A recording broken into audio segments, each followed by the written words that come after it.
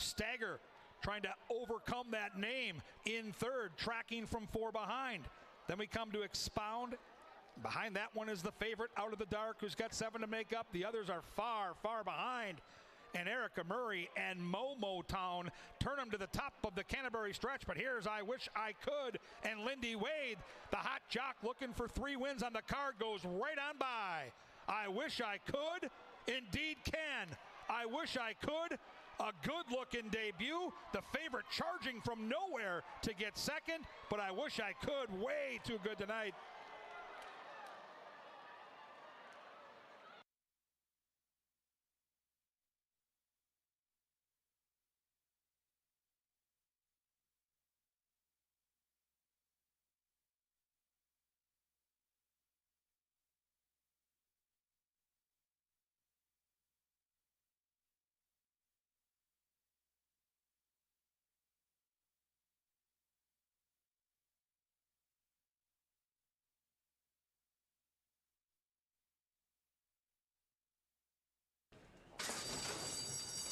And they're off. Ben's Malice, per usual, off a little slow. In between horses, Devoted to You shows speed. So does Mountain Pine. Spirit of Spoti is right there to track those leaders. Kids Inheritance looking for a good spot on the inside. Then we come back to Mongolian Bee. Behind that one is Bob's All In. Tuco Bay second last. And as usual, Ben's Malice will have to do his best work later in the race. 12 lengths from front to back as they bend around that turn and head up the backside. And Mountain Pine looking to win back-to-back races at long shot odds. Leads comfortably here by a length and a half. Devoted to You, content to track that one from second. Kids Inheritance has to make up 4 lengths there from the inside. Then it's Spirit of Spoti. After that, we come back to Mongolian Bee, the favorite, now going for a run. Tuco Bay shading, Bob's All In. They've closed within 6 lengths of those leaders. And Ben's Malice has crept within 8 lengths. They went 46 and 1 to the half mile, and Mountain Pine out there winging it on the front end where he wants to be. Devoted to You now starting to up the ante and cuts that lead to a neck. Kids Inheritance tracking from third, All In for Spirit of Spoti. Tuco Bay still wide and looking to close in from 5 behind, and Ben's Malice catches the eye.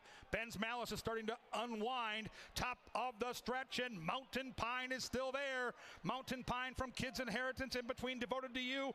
On the outside, Ben's Malice picking up momentum into the final furlong. The long shot, Mountain Pine. Ben's Malice surging on the outside. Ben's Malice from last to first. Boom.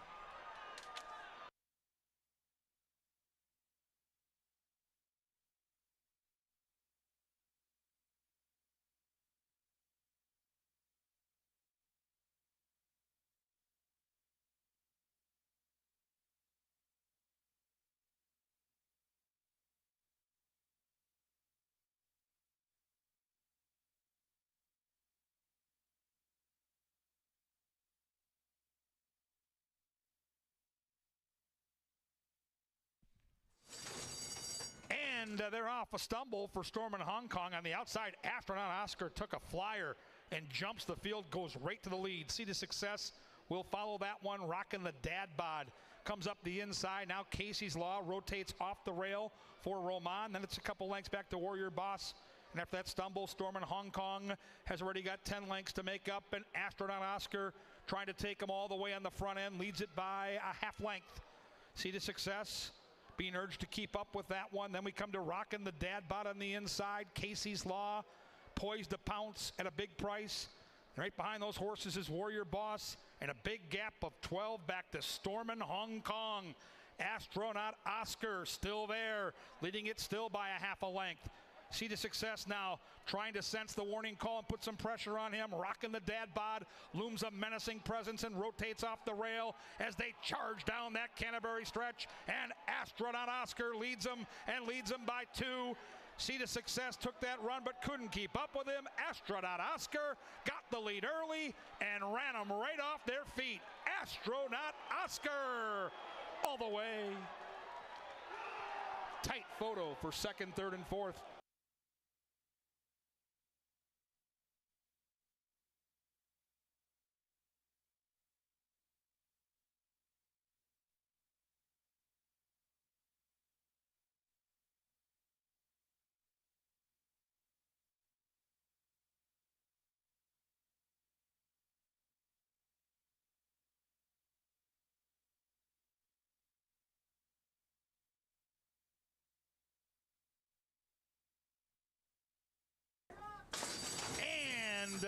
they're off. Texas Hold'em, last one in, last one out as well. Kurt's Choice with keen early speed, joined by Little Red Rifle. On the outside of horses comes Risky Situation. Then we're into Summer All Year, who's tracking from 3 lengths off that leader. In tightly was Black Lemo. Outside of that one is Mr. Cougar. And 4 wide is My Calante. It's a big gap of 7 lengths now. Back to Tour of the World. Outside of that one is the slow starting Texas Hold'em. And Public Opinion can see them all. 12 lengths from front to back. They went 23 flat through that opening quarter mile. A couple of long shots dictate terms in fast fashion, led by Little Red Rifle. Risky Situation clings to that one. Kurt's Choice gets the Dream Trip from third, just 2 lengths off those leaders. Then it's Summer All Year at a big price. Inside is Black Lemo.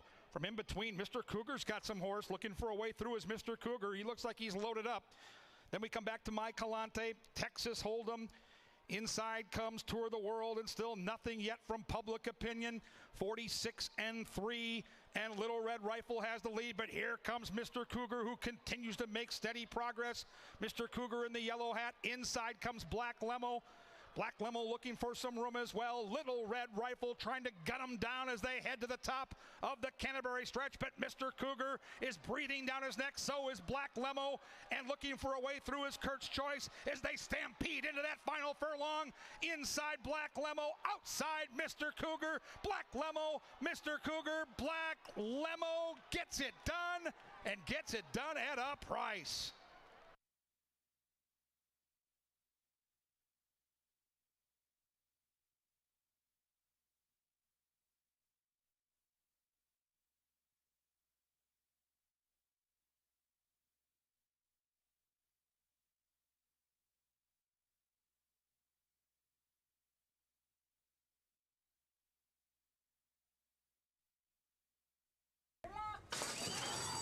And they're off. Jess Henry broke like a shot in between horses. Inside is Keeping It Confidential. Outside comes Sir Walter Stoley, but it's Keeping It Confidential. Zooming away to the lead. Keeping It Confidential leads. Here comes the wire. Keeping It Confidential. Jess Henry. Tight photo.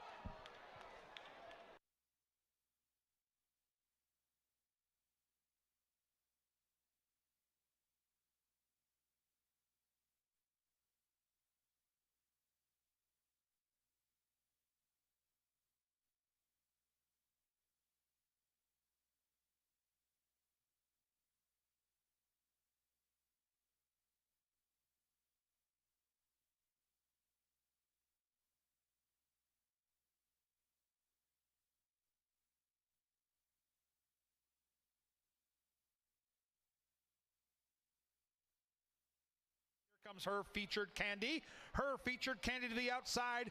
Fandemic is in between them. Inside Retribution. It's Fandemic. Fandemic pounding away. Fandemic pulling away. Fandemic cruising to victory.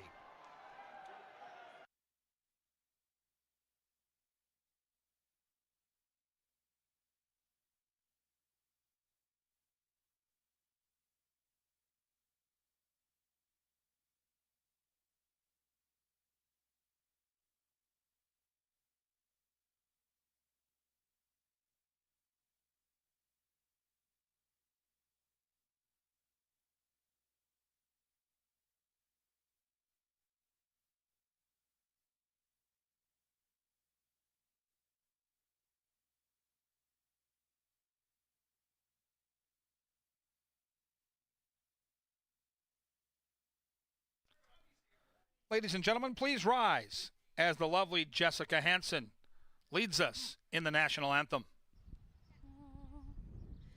Oh, say, can you see by the dawn's early light what so proudly we hailed at the twilight's last gleaming, whose broad stripes and bright stars through the perilous fight o'er the ramparts we watched were so gallant gently streaming, and the rocket's red glare, the bombs bursting in air, gave proof through the night that our flag was still there. Oh, say does that star-spangled banner yet wave o'er the land of the free and the home of the brave?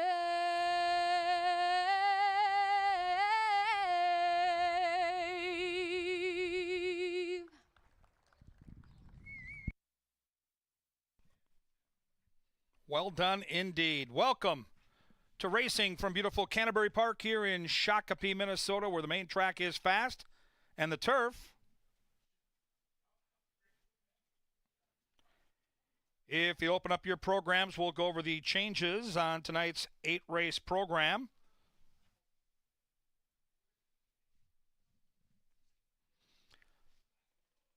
Starts with a jockey change in the lid lifter.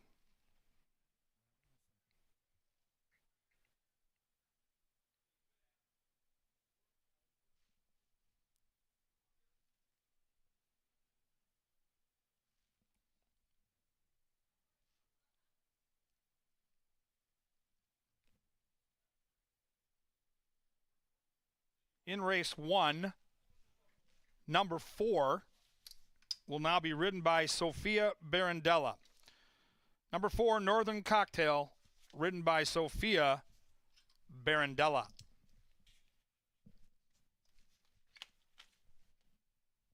Very limited changes on the card. Races 2, 3, 4, and 5 are all clean. Moving on to race 6. Scratch number 1, Al Bazoo. Race 6, scratch 1, Al Bazoo. With that scratch, no show and no trifecta. Races 7 and 8, also free and clear, no changes. Up next, Jeff Madej, Angela Herman with everything important right here at Canterbury Park. Well, thank you, Kevin Gorg. I'm Jeff Madej. I'm joined by Angela Herman, and we're here to preview today's action because not only is it a fabulous day of racing, Angela, it is. It's a very special day here at the park as well. Leg Up Fund Night. It's an exciting night with a lot of fun activities going on for a very good cause. Now, we have a timeline for some of these, and there are deadlines for, say, bidding on Paul's first throw in the dunk tank. And that's going to be after race number 3. There is a dunk tank out there on the apron. We're going to be taking turns going in there. Paul is going to be heading in there before race 5. I will be in there before race 6, I'm sure, right when the storms are starting up. So if you want a chance to throw me into a lightning strike, definitely do that before race number 6. Now, so wait, now 2 chances. We've got Paul could be electrocuted calling race 5 because he's calling that race from the dunk tank, and that's what Andrew's talking about, this live auction where you're going to gather around the winner's circle right after race 3 to bid on having first throw at Paul Allen. And he's got a hot mic in a big tub of water. That sounds like a winning combination. And then you out in the lightning. Yeah, me out in the lightning there, just free. I might not even get dunked. Maybe people just want to wait for me to get struck by lightning. But either way, your opportunity comes before race number 6. Now, if you've seen that scooter, if you've been here recently and you've seen pictures of that scooter, you want your chance to get it, there's still tickets available, but that is going to close before after race 4 tonight. You can get hats, you can buy raffle tickets. If you don't want to get involved in dunk tank festivities and that's more your thing, that is the way to go. Now, there's going to be a silent auction as well, and that will close before at the start of race number 7, right around there. So make sure that you get your bids in early. Keep checking back because that will go through the 7th race. It'll go for quite a while on the night, but we're going to have activities trying to raise money for an excellent cause all through this Saturday evening. You can see the dunk tank now on the television monitors. Mike Boudin down there, he's making sure he's giving it its final safety inspection. So and Kip, so we know we're in good hands. Kip is there too, looking to slap a sponsor logo on it probably. That's an awfully bare dunk tank, Kip, if you're listening. So the Leg Up Fund is something that started, I'd say, about 10 years ago. And originally it was designed to assist jockeys who get injured while riding at Canterbury Park. It could be injured in the morning during training or during a race, and to provide some funding for them while they recuperate and get back into the saddle, thus leg up. We're giving them a leg up. Now, the mission has expanded this year. It now includes exercise riders in that mix, but also we've combined some of the backstretch endeavors as well, the benevolence programs like the chaplaincy program. They had a great breakfast yesterday, for example, feeding the backsiders. So those kind of things, as well as horse aftercare. So Leg Up has gotten bigger and better, but one of the primary focuses, and that's kind of what we like to talk about on this day, is helping jockeys who get injured when they're riding. We love to bet on them. Sometimes we yell at them. Sometimes we celebrate with them. Yeah. But we also need to support them. And then Minnesotans and Minnesota racing fans, there's really been none better in the country. When Don Macbeth Fund was around about 20 years ago, Minnesota was always the #1 track. And I'm talking about Santa Anita, Saratoga, Churchill Downs, tracks that were running in the summer. No one out-fundraised Minnesota racing fans. So that's something that I'm kind of proud of from our racing fans. And that's why Leg Up Fund now does great each and every year. And we're here to help riders. Of course, that's money we hope we never have to use. Correct, but it is nice. I think that one of the things that we hear the most when we have people come in from out of town and you ask what stands out about Canterbury to them, it is the sense of community, and it is the crowd, and it is the people here. And it's really amazing what they can do when they come together for days like this, causes like this, and how I guess different things that can...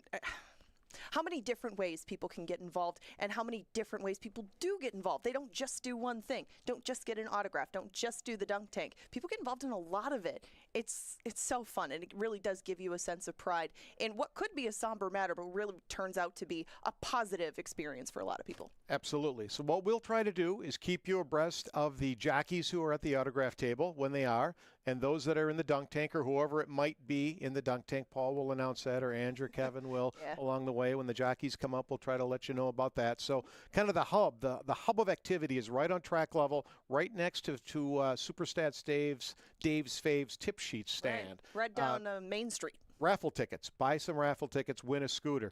Or you could just make a donation. Get involved in the silent auction. I already did. Feel free to outbid me if you want to, but I jumped in on numerous items, and a lot of them are involving liquid. You know what I mean? So I might be the one outbidding you. Get down there and do some bidding. This is really a fun night, and the racing itself, I think, is spectacular tonight as well. I think it's a very interesting card, really, from start to finish, and the fact that we only have one scratch along the way, just one rider change, leaves it pretty much unaffected. And we also have a very special birthday to celebrate. Happy birthday, Izzy. And there's a matter that needs to be discussed because it's been on social, it's been some of your favorite websites, it's right behind me, and that is Mac Robertson. And Jeff, being the one who is the voice for Canterbury Media Matters, tell us a little bit more about what's transpired. Well, I think Rachel Blount, you can see the tweet there, she was one of the first to report this yesterday, but HISA and HiWoo, that's the group that suspended Mac Robertson about 3 weeks ago, so the way the system works is there's two samples. One gets tested, and then there's a B sample. Where they found a positive test for a banned substance that led to Mac's suspension without any due process, by the way. So they have the option, the trainer has the option to have that second part of the sample tested. That was tested. It came back negative. HISA has dropped it. They've considered this a closed case. The suspension has been lifted. Mac entered horses today. You'll see his name, rightfully so, in the program next Saturday. So it took him a while to clear his name. I don't think that system works the way it should. I don't think anyone does think that system works the way it should. But that part's over now. We can fix it, and we move along because there's some other exciting things at Canterbury Park, including concerts. Yes. Now, you went to last night's show. So did you. I mean, did it feel like 1985 you were walking into Wembley for Live Aid? I mean, it was. Did he have people that whipped up? Not a good point of reference for 1985, Jeffrey. I was just a small little speck somewhere. But I was having a lot of fun at Killer Queen. A lot of people had a lot of fun at Killer Queen, but there's still more acts to come, including Get the Let Out. Get the Let Out is the Led Zeppelin version, you would say, of Killer Queen. They do an excellent job. We've heard some of their samplings out on the apron. They're going to be here August 4th, but there are still more to come, and Randy Houser is coming in September. All of the information, dates, tickets are on our website, so check out CanterburyPark.com and see if you can attend any one of those, because it's a cool experience out on the apron, and we've been pretty lucky with weather, so hopefully that keeps up and we can keep having some nice nights with music. August 4th, Get the Let Out, reminiscent of 1973 Madison Square Garden. Robert Plant, Jimmy Page, John Bonham. Let's go. Tickets are available. Okay, there's Jeff with the full rundown for Get the Let Out. Now, post time pick 4, pick 5, that's behind us. What do you think? I love the post time pick 4. Kevin's going to provide a ticket. Post time pick 4 because it starts with the first race, post time. And it's a 10% takeout. It's a pick 4 wager. Yeah. The lower takeout that we have in these two wagers means bigger payouts. And we've seen some pretty generous ones. We have seen some huge payouts, and it doesn't require some of the big bombs. You know, we have meets opening where there's humongous prices winning all over the place. You get a couple favorites beat in these kinds of sequences, and you get a lucrative return for beating those favorites. And I mean, we have some full fields tonight. Like I said, we don't have a whole bunch of changes or scratches. So whatever you've done thus far, you have a possibility of a 10% takeout wager from start to finish on our card, as you can see behind us. Now you're going to provide somewhere along the way. You'll have your Andrews angle or something is going to give people. Thanks for watching so much. Yeah. Well, no, you'll have something that'll be a key to that pick 5, I would assume. Yes, we will hone in on a horse that may sound very similar to something you hear earlier in the night. A couple of us might have agreed on a horse, but we think he is a very live and singleable horse in the late part of the card. You also gave out a pick on Twitter. Yesterday, or it was this morning. Yeah, I'm a Harley too. You know, check out some of those clips because we try to find some different angles and different races. There's only so many that we can cover with the power play, with the angle. Tonight, I like a couple of prices, so take a look at those and definitely indulge on those 10% takeout wagers. And we got corgi races coming up on July 30th. The dog racing continues all through the summer up to the Best in Show, but that's still down the road. Now tonight we've got KFAN today at the races. We got Kevin, we've got Paul. Paul's still dry. That's not going to last. So listen up and get some winners and stack the cash. Good luck.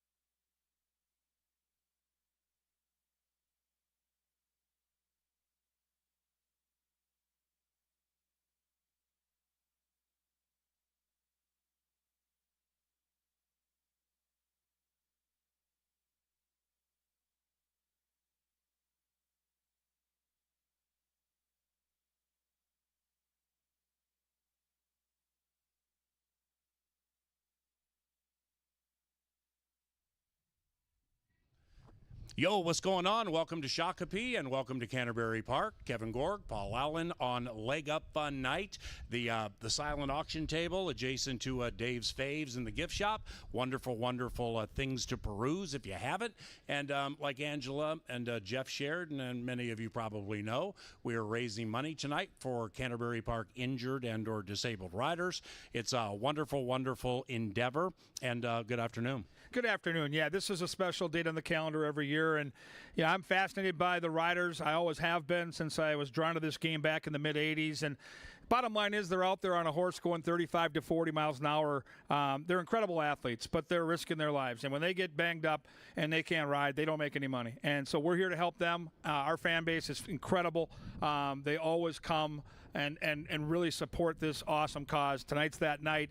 We'll be all over it. We got a dunk tank with our track announcer. Angela Herman's going to take a spin in the tank. And the bottom line is, if you hit something, if you get a little luck along the way, or if you just want to go buy some raffle tickets or a T-shirt to support these great men and women, please get involved because it is such a worthwhile cause. Yeah, we debuted it last year where I called a race from the dunk tank on Leg Up Fun Day. Kevin by my side. I can't remember how the microphone worked, but obviously it can't go in the water. Yeah. So, like, I would pummel to my aquatic doom midway through the backstretch, hand the mic to Spotty. He'd take over. I re-emerge, and then they do it again. So you can bid on that. There's going to be a live auction for it following race 3. The dunk tank call takes place during the 5th race. Now, we maybe not surprisingly to you or some, hopefully Jeff's watching, we have some bouncy ball terrorism. Oh, no. Well, because we have this elaborate sheet of, like, what our responsibilities are this evening. Oh, do we ever? And coming up from Jockey's... Seen shorter versions of the Bible there, Pastor Paul. Jockey's Room Prayer, interestingly. Lindy Wade, he had bouncy ball sheets. There only were 2 of them. They weren't after the races that we think they are. Uh-oh. So, hey, let's go. We'll have some fun tonight. It'll be fun. It'll be great. Tentatively scheduled to be after races 3, 5, and 7, but just snuggle up around the winner's enclosure for a lot of great leg up things. Also, let's make some money tonight. I mean, might as well since you're here. And those of you watching online via the YouTube channel, or those of you following abroad. So Sophia Barandella rides number 4 in race number 1. That's a rider change in race 1. And this begins the post-time pick 4 with that 10% takeout. And with this one, what a tough way to start it, man. I think it's kind of a tough way to start it. We all take water to wine. Kelsey riding for Robert Klein. I don't know, these maiden claimers, man. What do you think? This is one of those races where I'm going to spread when I play my pick 4. I just can't rely on any of these horses. These are low-level maiden claimers. Our good buddy Dan Chersvik, you talk about a bad beat last time. He owns the 7. Tap that dial. This horse was 1-5 and looked 1-9 turning for home and found a way to lose that race. He texted me after the race saying he may never win again, talking about himself, not the horse. We'll see. I fall into water to wine. You know, it is Johnny the Mouse's type of horse. It's 4-1. It's square. It is Kelsey Haar for his guy, Bobby Klein. He loves that barn. And you know what? This horse has just looked like a horse that's sitting on a win. Mm-hmm. Trainers 18% when they go turf to dirt with an ROI of 2.47. So you know what? I'm going to take a swing here. Tap the dial is absolutely, positively the horse you have to use and the horse to beat. And then I thought the 6 might be lone speed, so I'm going to spread. I go 5, 7, 6, and 3.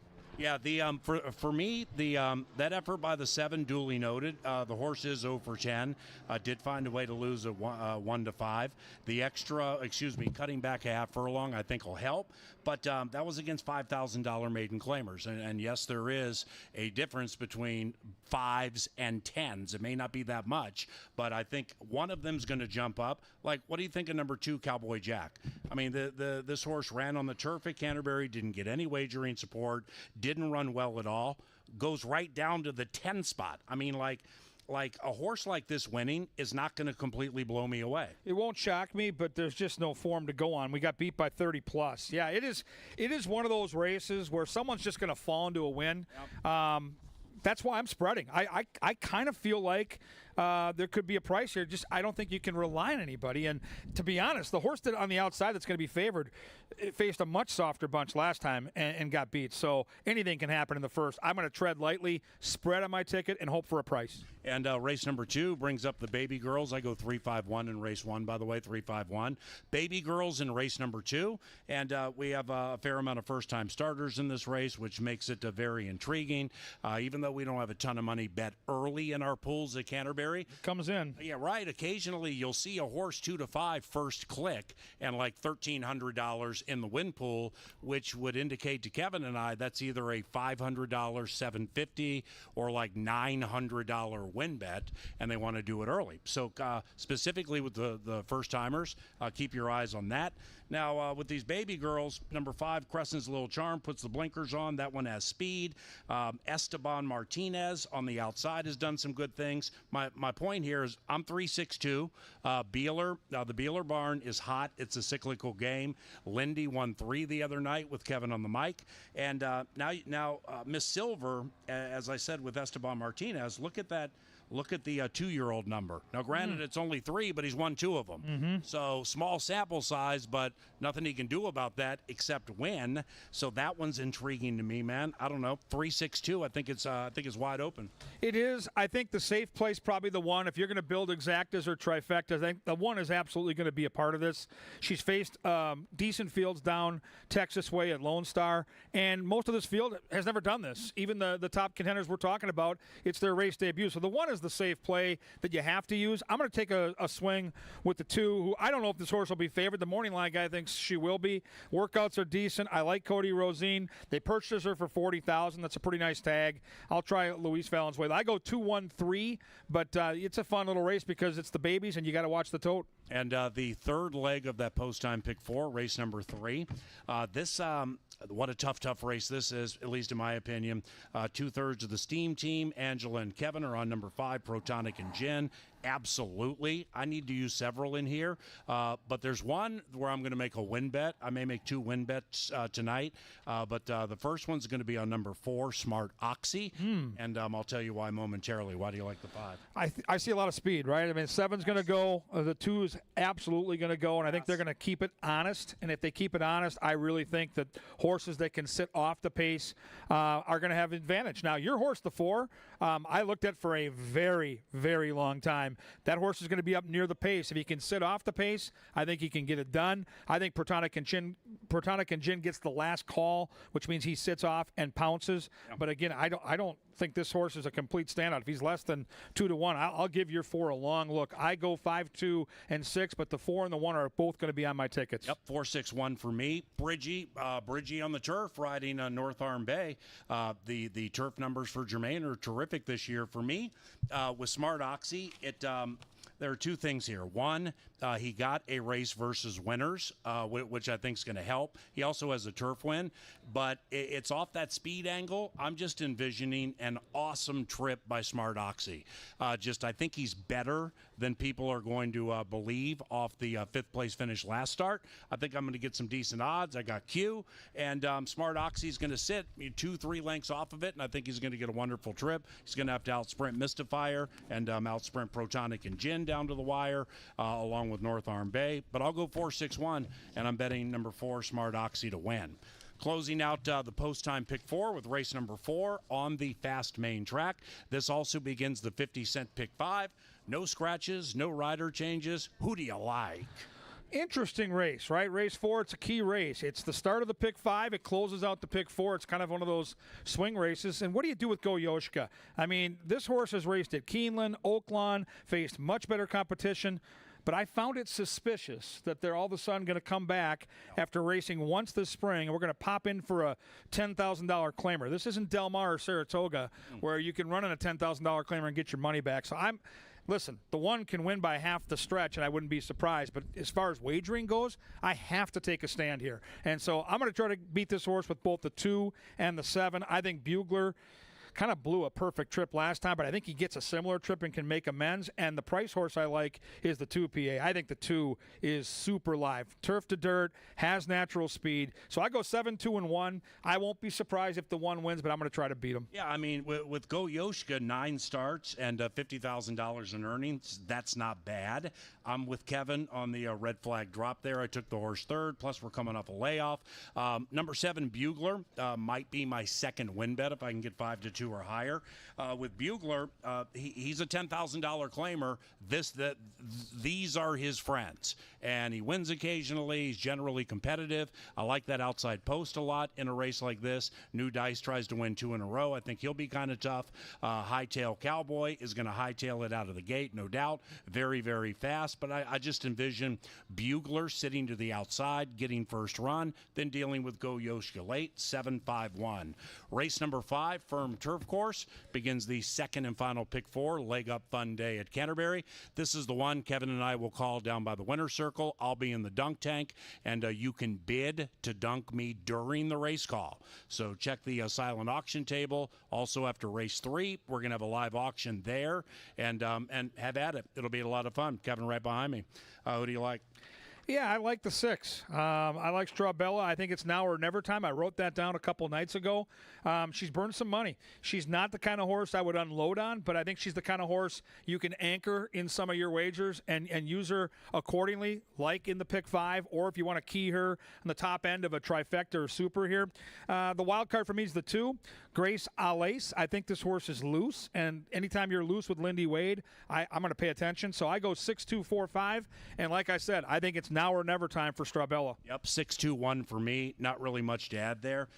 Angela's on Midnight Lane, and whenever it's trainer Joel Burnt, it's I mean, we're going to give it a long look for sure. And of course, she gave it a long look too, and her handicapping super well respected. I might have made a mistake here not putting the horse in the top 3. Blinkers go off. What do you think of Midnight Lane? Constantino Roman. 5 wins this week, by the way. Holy cow. Go-to rider for the barn. This is a long shot you're going to want to mix into your tickets for sure. Blocked badly at the start of the race in her debut. Last time out, I went back and watched that race. Just didn't do much. But now we're moving to the turf. And the bloodlines say the horse could handle the grass. So Angie and Jay Litzen, the Star Tribune, 2 very well-respected handicappers, have the horse. So I have to include the 3 on some of my tickets, but I just don't see enough there to make me plunge as far as a win bet goes. Bridgie on the 5 on the turf. Kooky at about 10-1. Kooky sneaky. Jeez. Yeah, I looked at that horse. Good race. I like Grace Alace. Now, from the inside showing speed, we went 23-4-48 last time. Honey Crisp also pretty much, so those 2 hooked up last time, and I think there might even be more speed. Curious to see how the pace develops between those 2 on the inside, because that could set it up for somebody strange from off the pace. Race number 6, and race number 6, we go back to the fast main track. Scratch number 1, Albizu. Number 1, Albizu, out of race number 6. Down to 4, no trifecta, no show. I was really hoping Albizu would run. I just love the way Holden the Loot ran last time. I mean, if he's 95% of what he was last time, I think it's going to be tough to beat him. Unified Dreams, though, that one's a handful trying to win 3 in a row. 3-5-1, 3-5-2 for me. Yeah, Unified Dreams is in great form, and we would have got a decent price if not the scratch. I was trying to beat the 1 when I initially handicapped this. The 1 was going to be less than even money, and now it really takes the fun out of the race as far as win bets go. 100%. I'm going to single the horse on my pick 5. I think Unified Dreams is going to be favored come post time. Small field means the pace could be quirky, but Gary Shearsbarn's going so well, man. 31%, and I'm not kidding you. I don't know if he's had a favorite win. Maybe that 2-year-old who debuted in 1 was 2-1, but I mean, his horse has been winning at 3, 4, 5, 6-1. The guy's just an outstanding trainer, and this horse is sharp right now, so I think the 5 crushes. 7th race, we have 9 battling to begin the Dr. Dan late double. No scratches, no rider changes. I'm a Harley 2, third off the layoff. KG's on number 1, War Chest, with jockey Israel Hernandez. By the way, happy birthday, Izzy. Izzy celebrating his birthday today, and you can dunk him also following race number 5 for the leg up fun. 4-8-2 for me. kgs on War Chest. Yeah, I like the inside post here. I like Izzy. I think this horse has enough natural speed to gain, I think, a tactical advantage speed-wise and be in a great position. I think we're going to get all of that 5-1. The 3 is intriguing with lone speed. And then what do you do with the 8? Zoomer D. This horse looks so good winning last time. And then I'm very intrigued by your take on the 4. So I go 1, 8, and 3. I'm going to look at the 4 as one of those long shots to use in the exotic wagers as well. Yeah, there's a fair amount of speed in this race. I'm a Harley 2, third off the layoff. And again, another trip horse where I just think we're going to get the right trip behind what could be some phony speed. 4, 8, 2 for me in race number 7. And we close it up with the 8th race. And we have 6 maidens battling. 3, 1, 6 for me. I threw number 6, Alcazaba, in third. This horse is fast, and this horse had some ability at one point running at Canterbury. Now, as subsequently has fallen off, I'm going to try Lewis like Kevin, Winchester, and Trap Shot horse, Q for Rengstorff. 3, 1, 6 for me, but that 6 is sneaky to me.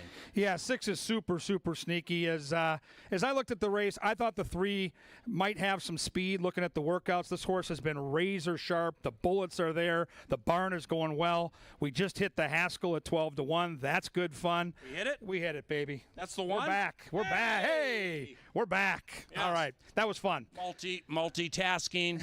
Are you kidding me? Yeah, our horse just won. That was fun. That was really good. Forgot to make that bet for you. Oh, no. Yes. Yes. No. I like the 3 in the last race at Canterbury. Rocket ride. 4's the horse to beat. I go 3, 4, and 1. And in the 8th race, I go 3, 1, and 6. Hey, don't forget, check out that silent auction table. And also, like Kevin said earlier, love how I put it, if you happen to hit something and you got a little extra cash, put it in the donation bin, bid on something with the silent auction. We have live auctions. We have bouncy ball races on the track. We have awesome things happening today, and it's all to benefit injured and disabled riders here at Canterbury Park.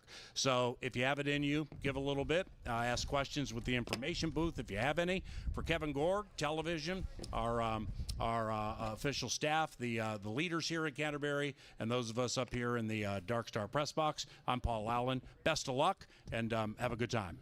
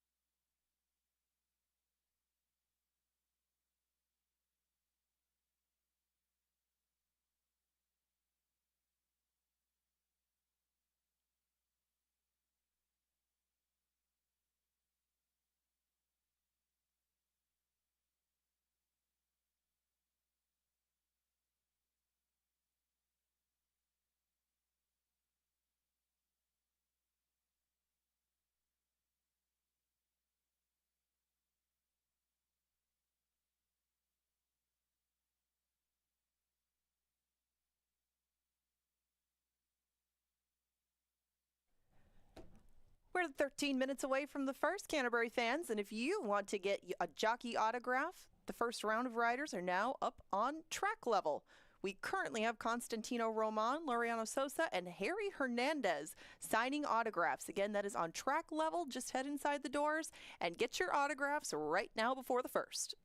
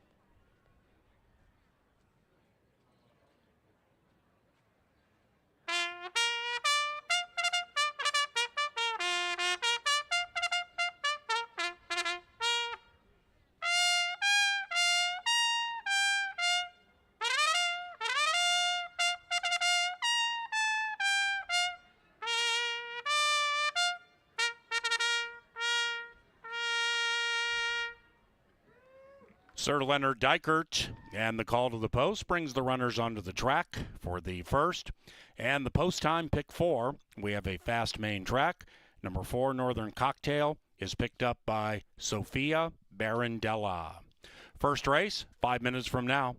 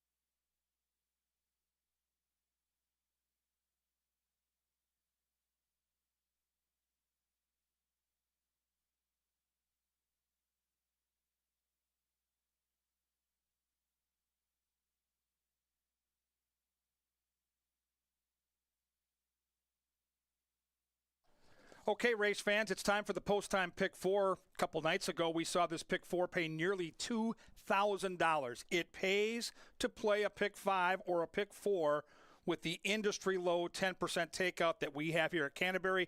Nobody can beat it. You can make more money. Let's do it together. Pick 5 today, or pick 4 today, is a $15 play. I'm going to spread in the first. As I mentioned earlier, these are low-level maiden claimers. I think there's a lot of different ways this race can go. I feel like if they ran this race 10 times, you'd get 7 different results. With that in mind, I'm using 3, 4, 5, 6, and 7. Race 2, I'm going to use the inside 3. I think they're the right 3. The inside horse has experience. The next 2 look like well-bred babies. We're going to single in the third. We're going to single the 5-horse Protonic and Gin. And then we'll close it out in race 4. Try to beat Go Yoshka, who figures to be around even money. We'll use the 2, and we'll use the 7. Only a $15 play. Now, listen, you might like a couple different horses. You may want to modify my ticket. But, folks, you can't win it if you don't get in it. You heard me right. Nearly $2,000 2 nights ago if you hit the pick 4. It pays to play right here at Canterbury. And for you, you've got 2 minutes to get those tickets in, and I'll be back later with a pick 5 ticket that looks even juicier tonight. It's going to be a lot of fun. Good luck and enjoy, and don't forget when you win to make sure to give some money to that Leg Up Fund and support those jockeys here at Canterbury. They're the best.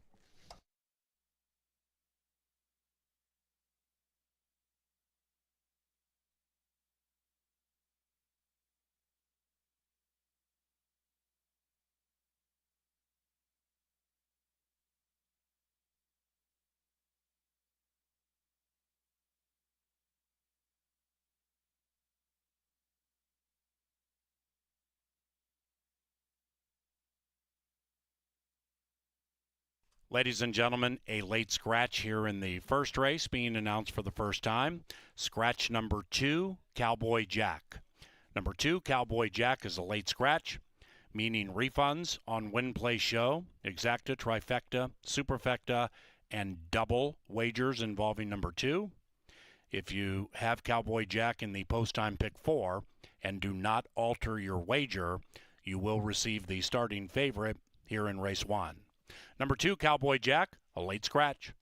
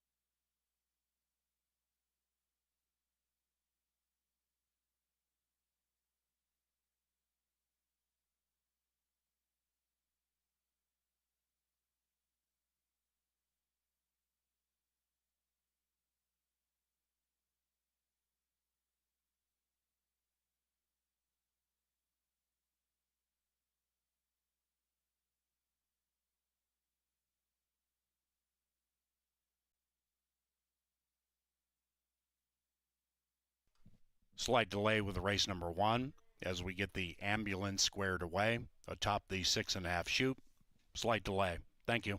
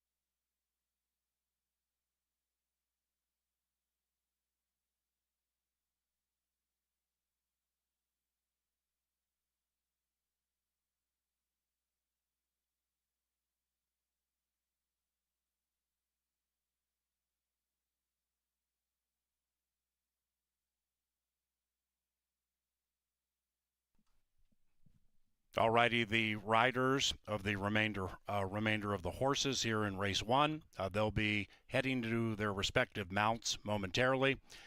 Jockey Erica Murray required medical attention with whatever happened with number 2, Cowboy Jack, and she's in front of us right now in that ambulance. So now that Erica, the ambulance, and the medical team have taken care of that part of the equation, we're going to wait to get Erica squared away, get the ambulance back to the gate, and then we will have race 1. Thank you very much for your patience.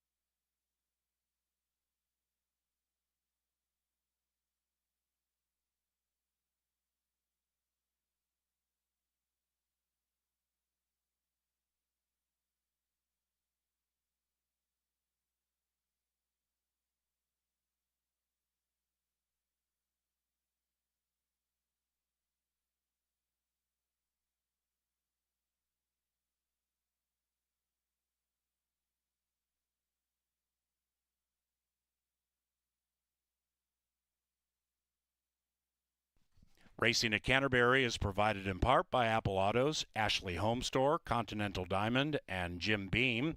We welcome our featured groups tonight. They include the second annual Prinvest Advisors event, Laura's birthday party, MK's birthday party, Sanchez Marin, and auction winner Nina Lemke. Those are our featured groups. Leg Up Fun Night at Canterbury Park.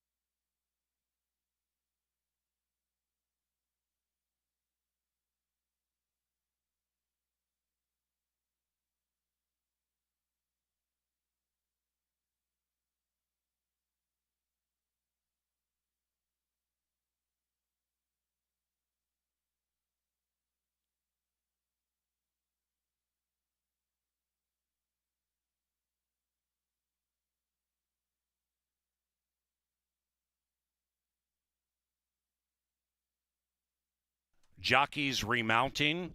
The ambulance is arriving behind the gate. We wish Miss Murray nothing but the best, and the horses will move into the gate momentarily.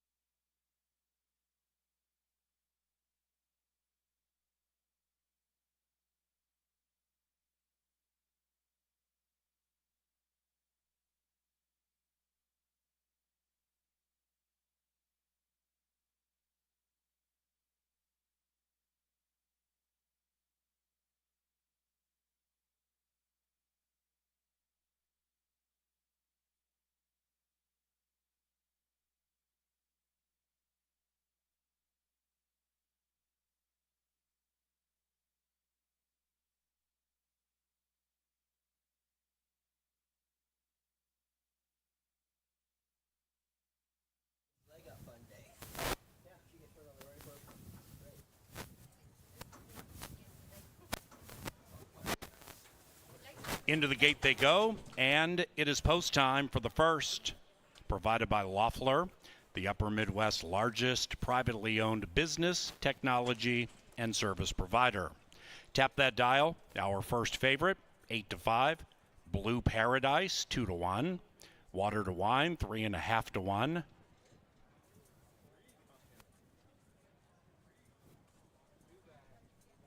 One out. Tap that dial.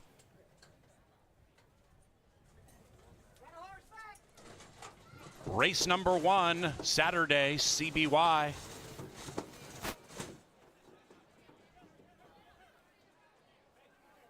Riders off the 1 and 4.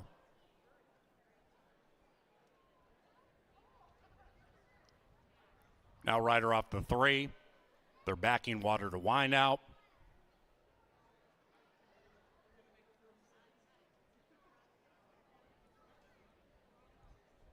All right, they're backing them out again. Stand by.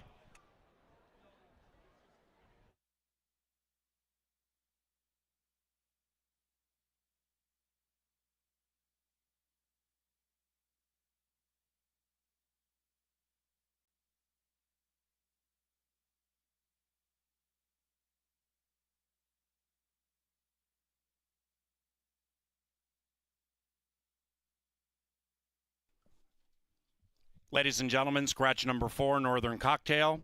Number 4, Northern Cocktail, a late scratch. With that late scratch, no superfecta wagering in race 1. We are refunding all superfectas in race number 1 with the scratch of number 4, Northern Cocktail. So now 2 and 4 are out. And like number 2, Cowboy Jack, refunds available for Northern Cocktail on Win Play Show, Exacta, Trifecta, and double wagers. Pick 4, wagers head to the starting favorite unless you alter it. And once again, no superfecta wagering in race 1. The horses are milling about 30 yards behind the gate. If you need to get your refund or alter your wagers, now is a very good time to do it. But you better hustle. They'll be to the gate shortly.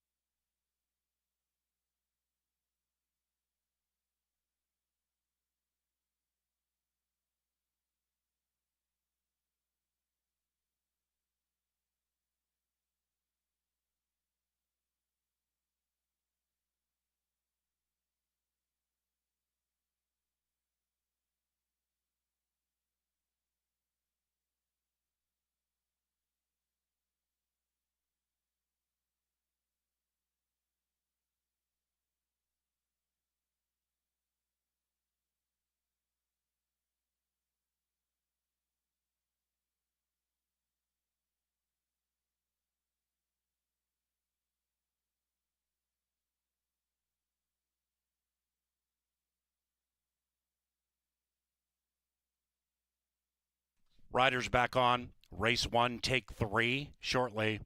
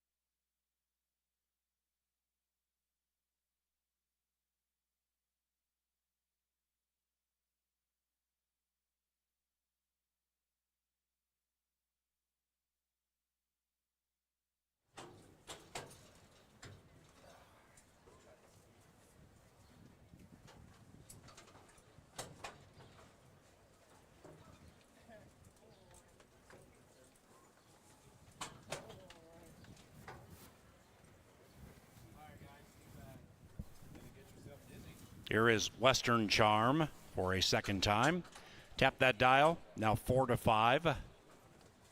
Tap that dial in the Jersey colors. Race 1, take 3. 7 backs out. Okay, they're in.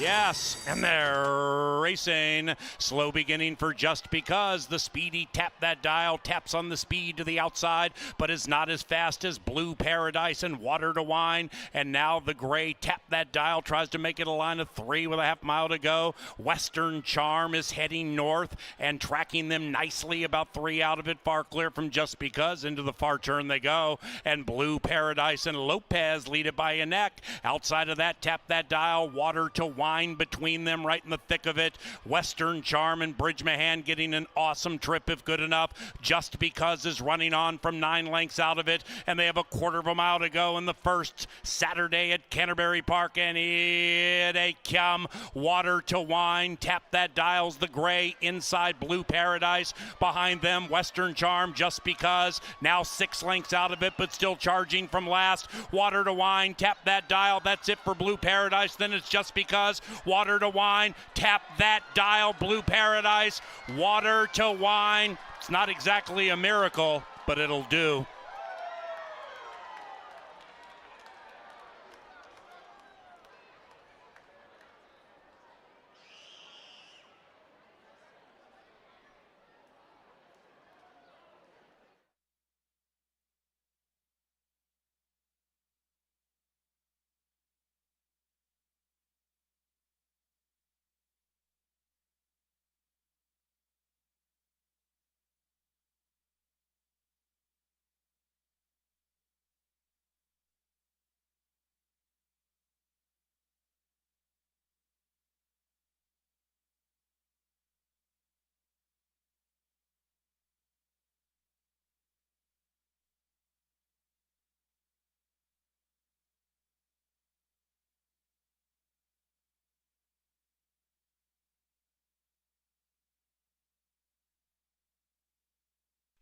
Five, Water to Wine, first.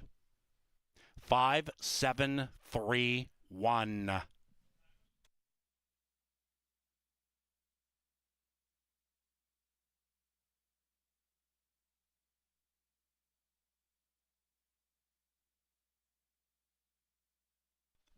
If you're late arriving in support of the Leg Up Fund, on track level, we have jockey autographs and silent auction items up for bid.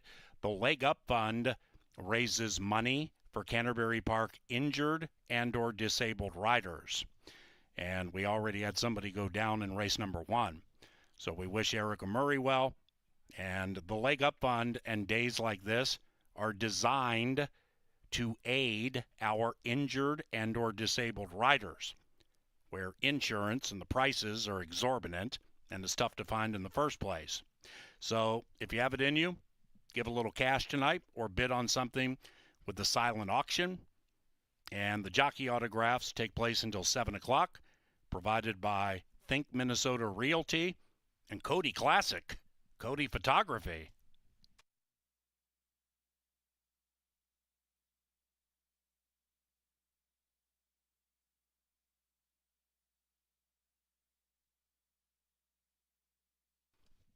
A reminder, there was no superfecta wagering in race 1. All superfectas are to be refunded. Race number 2 is about 20 minutes from now. No scratches, no rider changes. The second race is provided by Apple Autos, the official vehicle supplier to Canterbury Park. Into the winner's circle, Water to Wine and Kelsey Haar. Water to Wine is owned by Jeffrey Sheets and the winning trainer, Robert Klein. Behold, Water to Wine.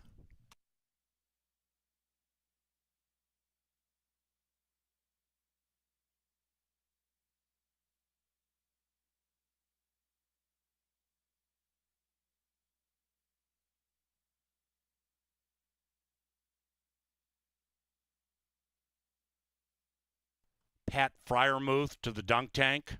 Pat Fryermuth to the dunk tank.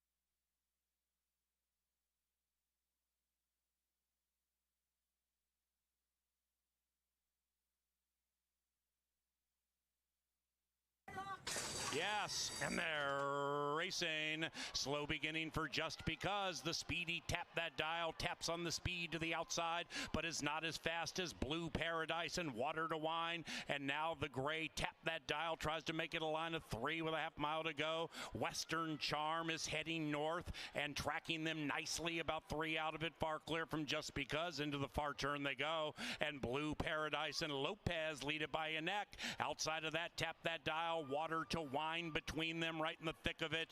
Western Charm and Bridge Mahan getting an awesome trip if good enough. Just Because is running on from 9 lengths out of it, and they have a quarter of a mile to go in the first Saturday at Canterbury Park, and here they come. Water to Wine, Tap That Dial's the gray inside Blue Paradise. Behind them, Western Charm, Just Because, now 6 lengths out of it, but still charging from last. Water to Wine, Tap That Dial, that's it for Blue Paradise. Then it's Just Because, Water to Wine, Tap That Dial, Blue Paradise, Water to Wine. It's not exactly a miracle, but it'll do.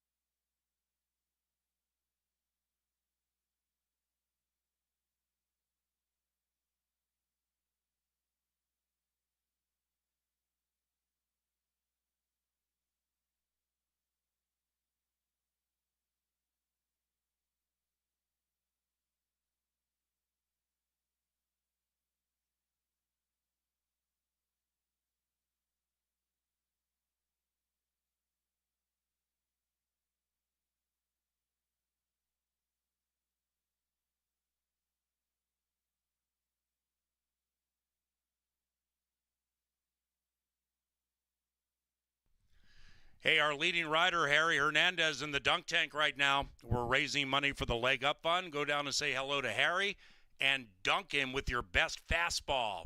Harry Hernandez in the dunk tank right now. We're going to be doing this all evening.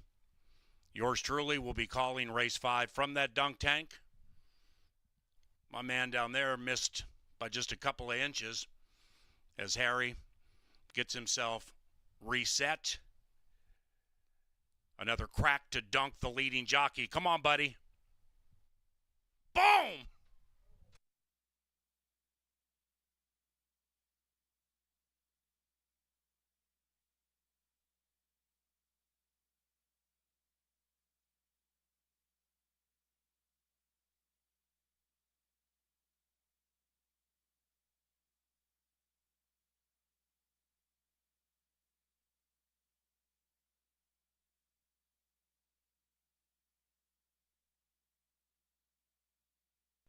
He's Harry.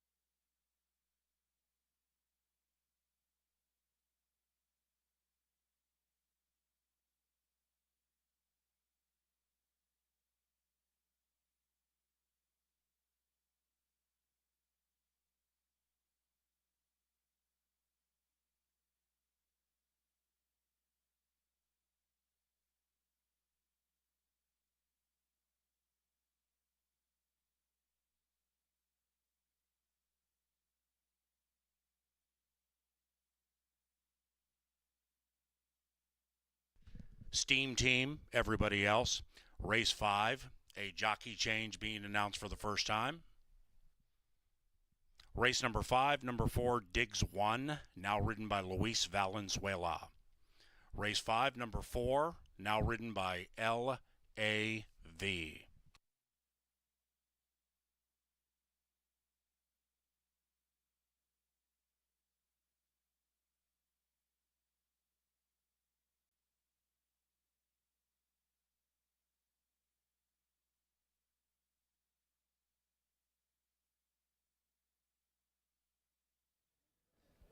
Welcome out to the paddock for race number 2. Excellent ride by Kelsey Haar aboard number 5 in the first race for Bobby Klein. They get a 4-1 upset victory to start the post-time pick 4. And our thoughts and prayers right now are with jockey Erica Murray, who was bounced off her mount in that race. That's why you're hearing about those jockey changes, and we'll give you updates on her as the day goes on. But again, on leg up night, very appropriate that once again the danger of this profession for these men and women is right there center square. So there's an auction table here inside the door. There are raffle tickets, and there are so many reasons for you to get involved. Please do if you can. And again, our thoughts are with Miss Murray as the night progresses. We'll get an update if we can. Race 2, babies here. Filly's going to go 4.5 furlongs. We'll start with number 1, who ships in from Texas for the Thumbs Up gang. Her name is Bring On the Bubbly. Barejas gets the call from Miguel Angel Silva. Terrific barn. race experience matters with 2-year-olds. A lot of these horses are debuting. They've never done this. She's done it twice. She's run 2 good second-place finishes in Texas, so that gives her, I think, certainly the advantage. I think she's the safest play on the board. Is she the right play? We'll find out, but 3-1's a fair price on the Texas Invader. Number 2 is my top pick in the race. This is Gigi's Map, and this is the first time she's done this. She's never been out here in front of all these people. It's her first race night, and look at her. She looks very poised. I like the coat. I like the ears. I like the body language, and I like the breeding. For Cody Rosine, a friend of mine, a good trainer, it's a guessing game with a first-time starter, but from what I can tell right now in the paddock, she's showing me that she might run to those bloodlines, and those bloodlines are pretty good. So I'll try the 2 at 5-2. Number 3 is a fair price. This is Short Stretch. Paul Allen touted this one for Mike Beeler, and he's right. Mike Beeler's barn's going very, very well right now. You get Lindy Wade, that's always a good thing. And by the way, you're getting 5-1. Morning line set by a professional here at our track had a 5-2 morning line. So there's some value on Paul Allen's tout. Number 3, Short Stretch. 4 is Rosalina. Sosa gets the call for Nevada Litvin. Again, guessing game, but the Daddy B jersey was a really, really, really nice horse, I believe, for Steve Asmussen back in the day. Nevada's barn's been going well. Horses getting bet, too. 6-1 on the board. 5 has early speed. It's Crescen's Lil Charm. Izzy Hernandez, the birthday boy for Miguel Angel Silva. The blinkers go on. Young horses, equipment change, always important to note. Those blinkers could help this horse show even more early speed early. She's fast, and she's very rambunctious down here in the paddock. And the early money all came in on the 6. And when you're betting a maiden race, if you're not paying attention to the early money, then you're doing it wrong. You got to watch the early money. This horse opened up at 6-5 and has been getting bet throughout. Really good-looking horse, Miss Silver. Now, she wasn't in my original top 3, so now I've got to go back and figure out a way to get her into my tries and exactas. Uloa gets the call for a good barn. The Martinez barn clicking at 22%. Babies looking for their first win, 4.5 furlongs. Hey, if you're out here, you might as well download the First Bet app. It's the preferred app of all of us in the press box. You can download money, you can take money out when you win, and you never have to wait in line. The First Bet app, it's really awesome. Give it a try. Race 2, the girls battle. They'll be at the gate in around 8. And then they're going to get it on.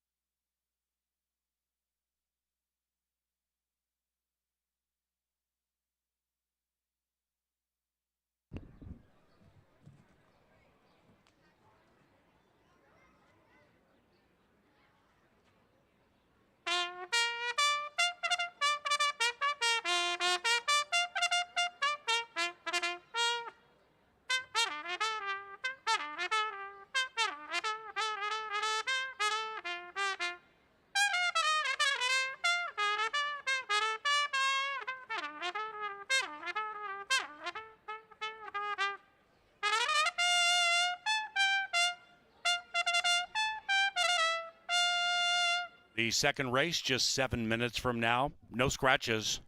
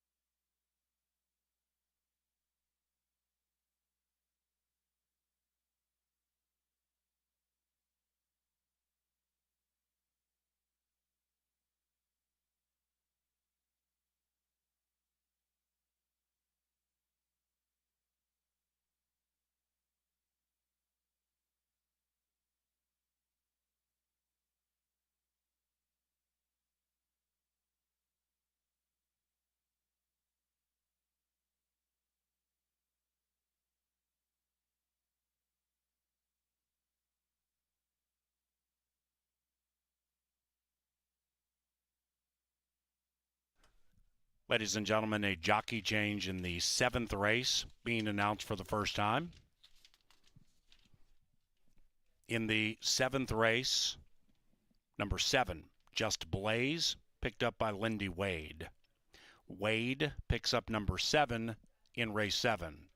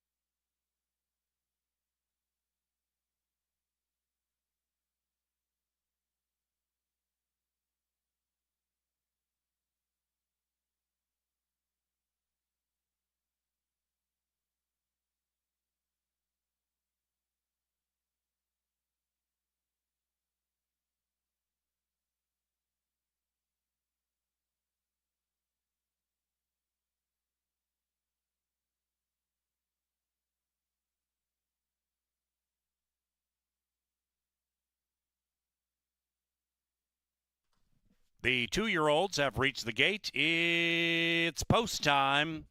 Race number 2 at Canterbury Park.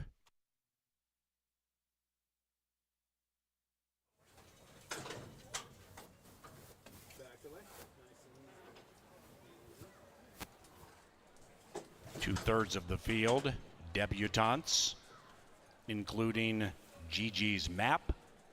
Bet down to 6-5. Here is Short Stretch, fellow firster.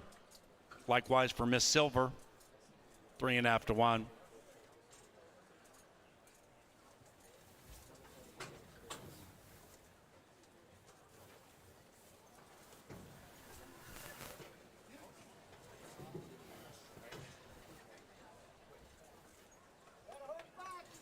Here come the baby girls. And they're racing. Miss Silver didn't know much about it. Started in last. Sweet beginning for Crescent's Lil Charm. That's the 5. Being ridden very aggressively to open up. And she responds, opening up and getting down to the inside. After that, Bring On the Bubbly. That one's to the inside of Rosalina. Meanwhile, Crescent's Lil Charm at 10 to 1. Kicks clear by 3. After that, we have Short Stretch beginning to run on a smidge. Behind that one, Miss Silver and GG's Map is in last and would have to win from 10 out of it. They're at the top of the stretch. Crescent's Lil Charm. Crescent's Lil Charm with Izzy leading it by 2.5. Outside, Bring On the Bubbly. Inside is Short Stretch, and they're into the final 150. Crescent's Lil Charm desperately trying to hold off Bring On the Bubbly. Inside it's Short Stretch. Bring On the Bubbly and Short Stretch. Bring On the Bubbly at 3 to 1.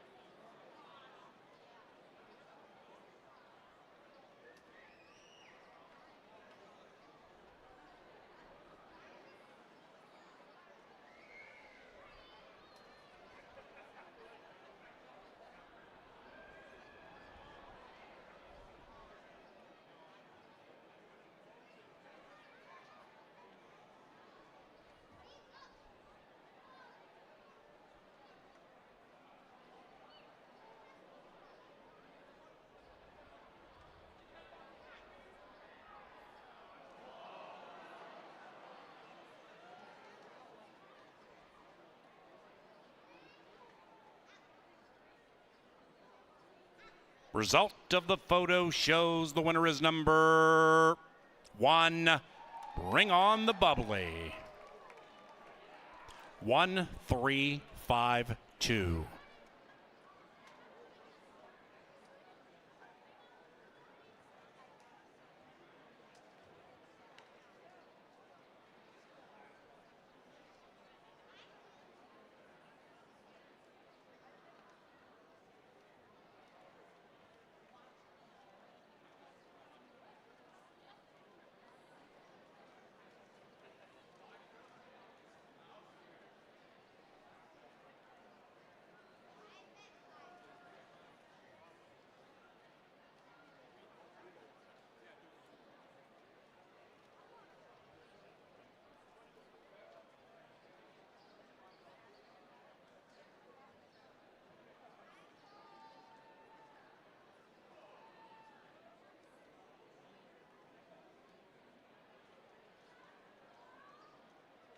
The second official, 50-cent trifecta, 45.75. Superfecta, 32.10 for a dime. Top 4 finishers in a given race. 32 and change, race 2. 5-1 double, 21.70. And the 1-3 exacta, $18.80. To the third race and to the firm turf course, the rail is 15 feet out. No scratches, no rider changes to race number 3, courtesy of Michelob Golden.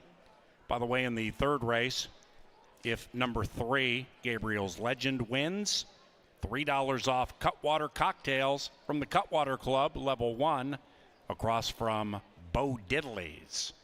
That's the 3 here in race number 3. We also thank Ashley Home Store. Stop by and say hello to longtime sponsors of racing at Canterbury. Ashley Home Store. They're right across the street.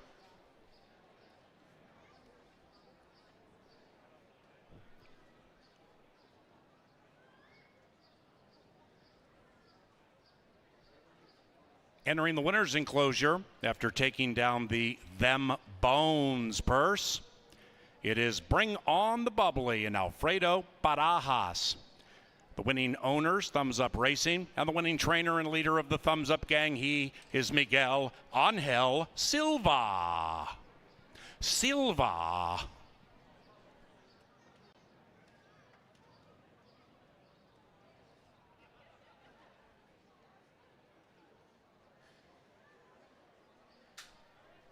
About an hour from now, we are announcing the winner of a brand new scooter as part of our Leg Up Fund festivities. There's still time to purchase your raffle ticket inside track level for an opportunity to win a brand new scooter. Once again, the winner will be announced right around 7 o'clock.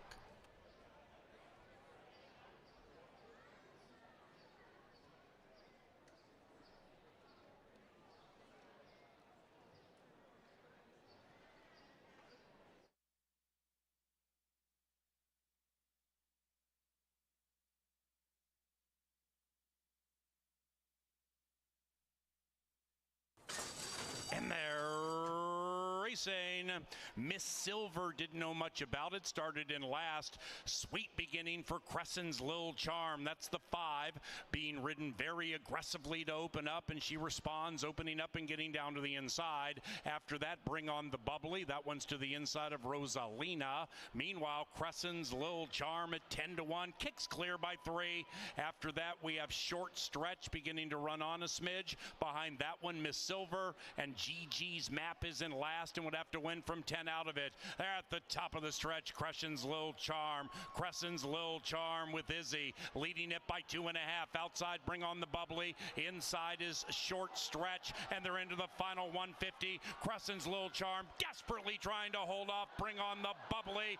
Inside, it's Short Stretch. Bring On the Bubbly and Short Stretch. Bring On the Bubbly at 3-1.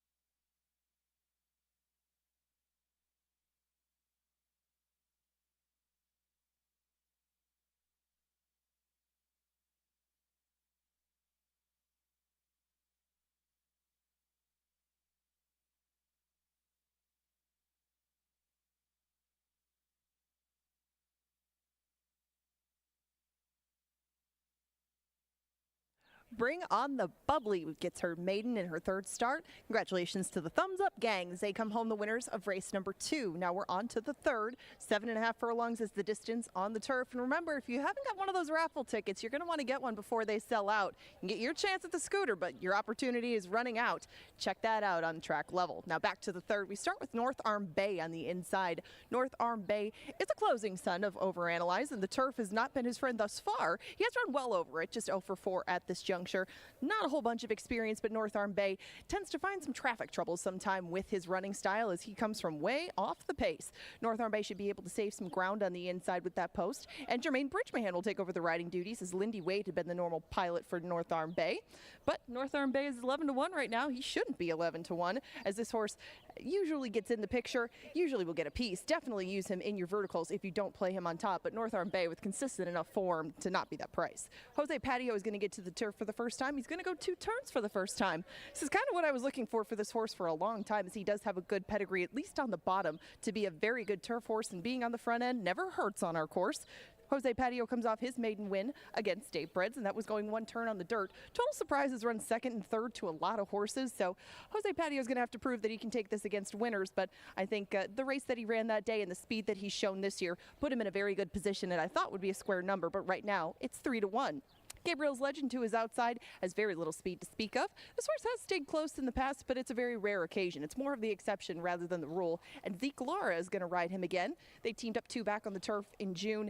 He just didn't make much of a run from the back, and maybe he needed to take this drop in class, but Gabriel's Legend, I guess he dropped down to $10,000 claimers, gets back in this category. So I can't quite figure Gabriel's Legend out at this point of the career, or at this point of the year, but maybe later in the season, give him a spin at a price. Smart Oxy has some speed. Smart Oxy used that speed to break his maiden on our turf course on May 29th.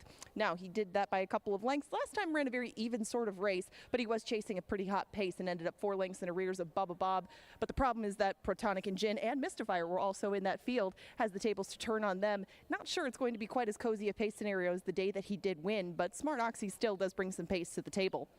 Protonic and Gin had some problems the last time that he faced this level. He ran a good race, but found some traffic on the inside. That was June 28th. He's had plenty of rest since that time. That was his first experience going a route of ground over the grass, and he was favored that day. He'll be favored again today, as he is at 6-5. Very little value to be found with Protonic and Gin, but he's assembled a very solid resume of races this year and kicks up his heels a little as he leaves the walking ring.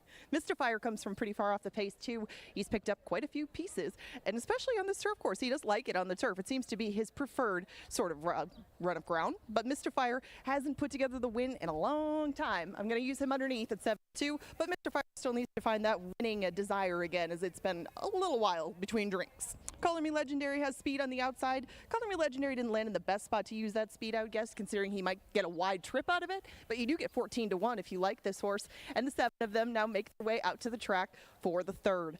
Win, play, show, exacta try, supers, doubles, and pick threes are on the wagering menu for this third race, and there's a power play coming too. The third is in 9 minutes.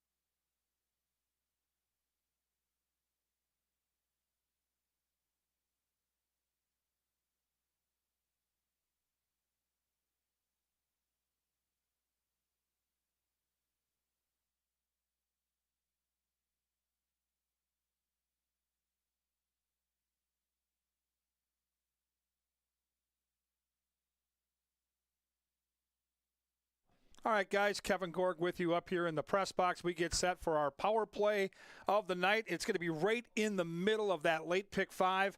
It's going to be a pick 5 single for me. It's the 5-horse Unified Dreams, and there's some things I really like about this horse. Let's start with the trainer. Doing great things, up near 30%. We see the numbers at Canterbury. 2 starts here, 2 wins. Sharp right now off those 2 wins. Look at this. A win on the fast track, a win on a muddy track. Really going well. And the work I want to show you is right here. July the 15th. So we get a nice win late June. We get a little time now for the horse to recover off back-to-back gritty wins. And now a nice, easy 5-furlong breeze. That's Old School by Gary Shearer, and I'm here for it, and I'm all in tonight. Here's that last start. This was a good field. Probably a better field talent-wise than he'll face tonight, and they went quick. You can see the fraction, 110-3, and look at this horse grind away. Like, when they straighten out, this is a horse that's feeling good right now, and pow, off he goes, right? I love the way he run this race. He really did everything right. He looks to me like a horse that's doing this right now, getting better and better for a barn that's going well. Listen, the 1-horse scratching doesn't help our value. This horse actually would have been around the 3-1 morning line. With Diodoro's inside horse scratching, we're likely going to get closer to 8-5. Doesn't matter. We're going to single this horse on the pick 5, spread around it, and we're going to cash together. Power play time.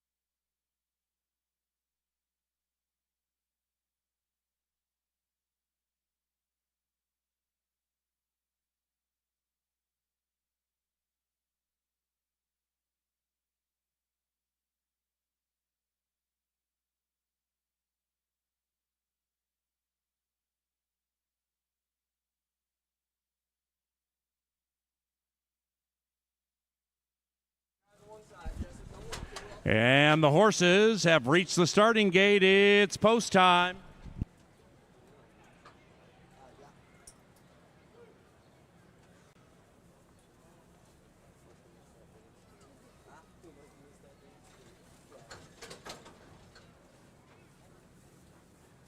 Two ain't loading, guys. We need more bodies.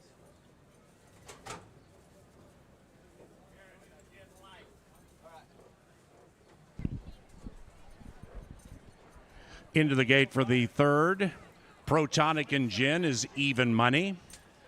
We have a bouncy ball race benefiting the Leg Up Fund on the dirt track following race number 3. Color Me Legendary, the last in line.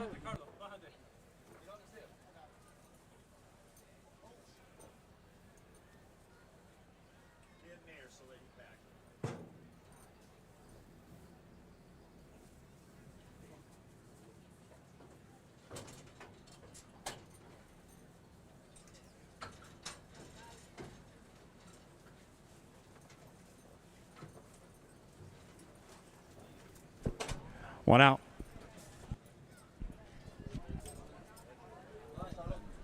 Color Me Legendary last in.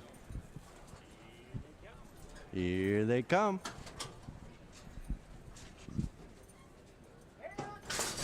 And there they go. And indeed, did it go with 1 lap to go. Color Me Legendary at 15-1 came out in legendary fashion. So did Jose Patio at 5-1. And Jose Patio trying to win 2 in a row is going quickly around the turn. Turf Debut trying 2 turns for the first time. And Jose Patio at 5-1 kicks clear by 2. Smart Oxy right off that one. Then we come to Color Me Legendary. Behind them, Protonic and Gin, the even money favorite, 6 lengths from it. North Arm Bay is next, and that one is about 8 lengths from the lead. Mystifier to the outside of that one. And the 7 head up the Canterbury Park barn side chasing Jose Patio. And Jose's looking to say adios in wire-to-wire fashion. Smart Oxy is keeping Color Me Legendary pinned to the inside. North Arm Bay 5 lengths out of it. Protonic and Gin now is coming with his run. And after that, we have Mystifier, and they're still chasing Jose Patio by 2. Jose Patio from Color Me Legendary. Outside of that is Smart Oxy. Then it's Protonic and Gin, and Protonic and Gin's running on with Color Me Legendary, and number 2, Jose Patio, just shied away to the left, and Color Me Legendary. But Jose Patio comes back. What a game run! Jose Patio! Wire to wire, sort of.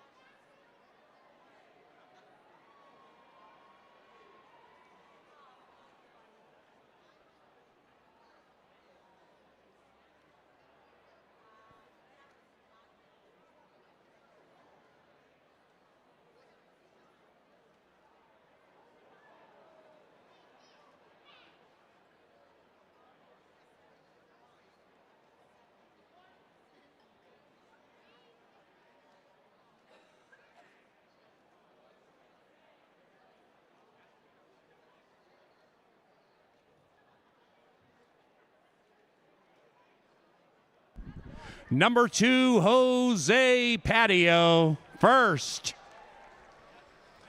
Photography for the rest. Our first bouncy ball competition takes place shortly.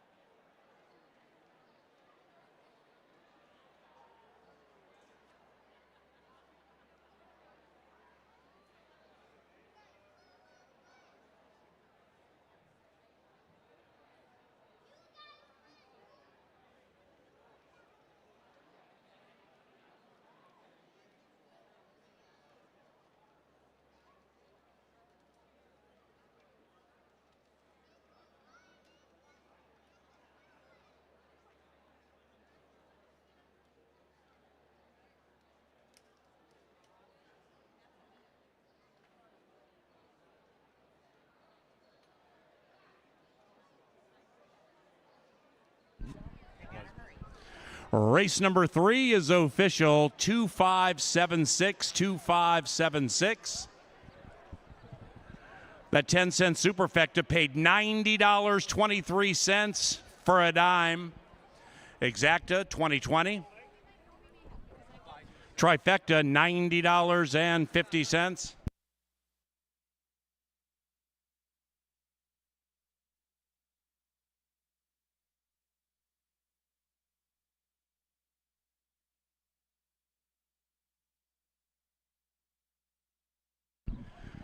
Now entering the winner's enclosure, it is Jose Patio and jockey Carlo Lopez.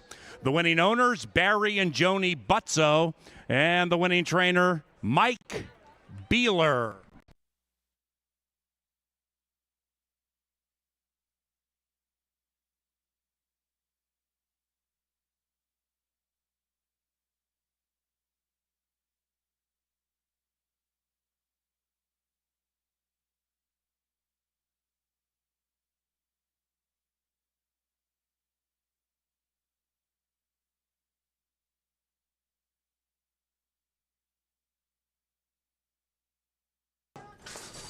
And there they go. And indeed, did it go with 1 lap to go. Color Me Legendary at 15-1 came out in legendary fashion. So did Jose Patio at 5-1. And Jose Patio trying to win 2 in a row is going quickly around the turn. Turf debut trying 2 turns for the first time. And Jose Patio at 5-1 kicks clear by 2. Smart Oxy right off that one. Then we come to Color Me Legendary. Behind them, Protonic and Gin, the even money favorite, 6 lengths from it.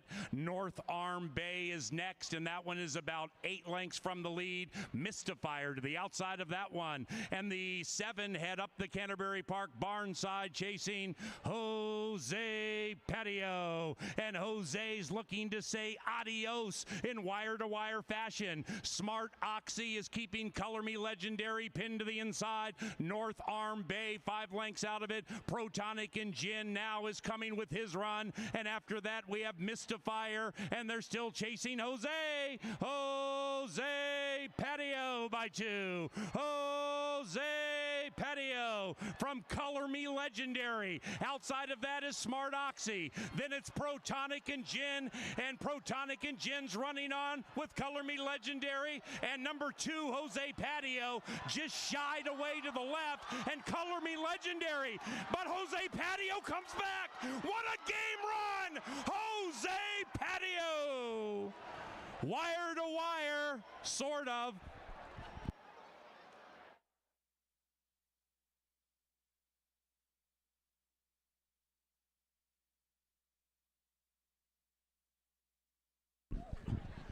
Ladies and gentlemen, we have a significant leg up fund auction coming up shortly from the winner's enclosure.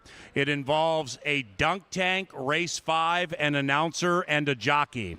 So gather around the winner's enclosure.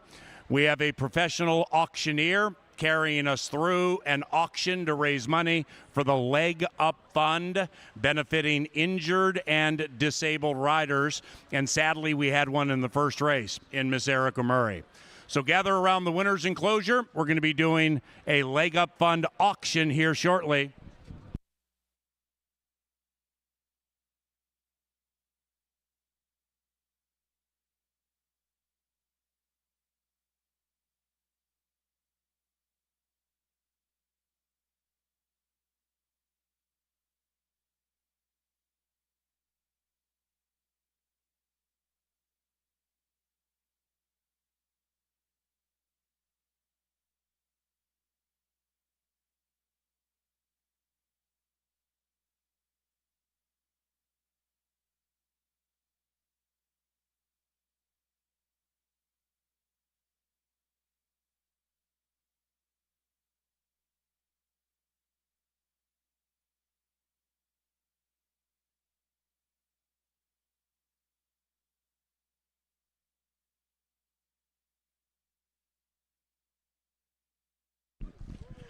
All right, ladies and gentlemen, your attention to the winner's enclosure, please.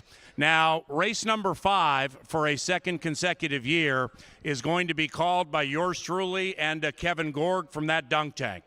And following that, jockey Israel Hernandez celebrating his birthday today.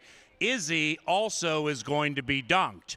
Now, we're going to do an auction for the opportunity during race number 5, actually during the race call, to dunk me and have Kevin Gorg take over until I can get back up. It was a lot of fun last year, and again, it benefits an unbelievably good cause, the Leg Up Fund for injured and disabled riders. This is longtime Canterbury Park friend Jay Daly.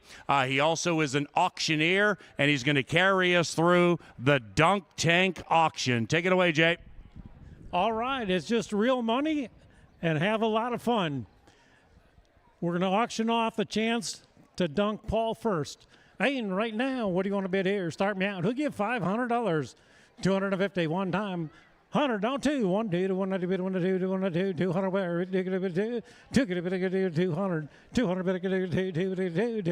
where? Mama, 2, buried 200. Now 300, 300, we go 3. And 3, he's out. 300, then 300, now 4, now 5. Mama, 5, now 6, 600, one more time, 600, 600, bit of 6, 600, 600, now 7, 700, bit of 7, now 8, 800, bit of 8, 800, now 9, 900, bit of 9, Willie, you're out, 900, 900, 900, bit of 9, bit of 9, 900, now 1,000, 1,100, 1,112, 1,200, bit of 12, bit of 12, bit of 12, bit of 12, $1,200 one time, 1,200, $1,200, 1,200, now 13, now 14, 14, now 15, bit of 50, bit of 50, one more time, bit of 50, bit of 15, 1,500, now 16, 16 and 17, 17, bit of 17, one more time, now 18, 8, 2,000, 2,200, now 23, 23, bit of 23, bit of 23, 23, 2,300, 2,300, now 24, 2,400, 24, 24, 24, 24, now 25, 2,500, go 25, now 26, 2,600, one more time, 26, Justin, you're out, 2,600, 2,600, go 26 and play, 2,600, and I sold it right here. Thank you, Barry Butzel. All right. Next up, we've got a chance to dunk the birthday boy. Israel, stand up. Let him see you. All right. And you get to dunk him in his birthday suit. All right. And what do you want to bid on that? Start me out. $200 later. Now 300. Then 300. Justin, 300. Then 300. 300. Now 4. Bid of 4. Bid of 4. Bid of 4. 400. 400, bit of 4, bit of 4, bit of 4, bit of 4, $400 there, 400, 400, bit of 4, bit of 4, bit of 4, bit of 4, bit of 4, 400, 400, now 5, but 5 and a bit of 5 and a bit of 5 and a 5 and a 5, 500 one more time, and 5 and a bit of 5 and a 5 and a 5, 5 and a 5, 5 and a bit of 5, 5, 5. Here's a chance, help this boy out, $500. 500 go, 500 play, bit of 5 and a bit of 5, 5, 5 and a bit of 5, 5, 5, 500 one more time, 500. Go ahead and ask him, 500, 500, and I sold it out over here, $400, Rocket Wrench Racing. Congratulations.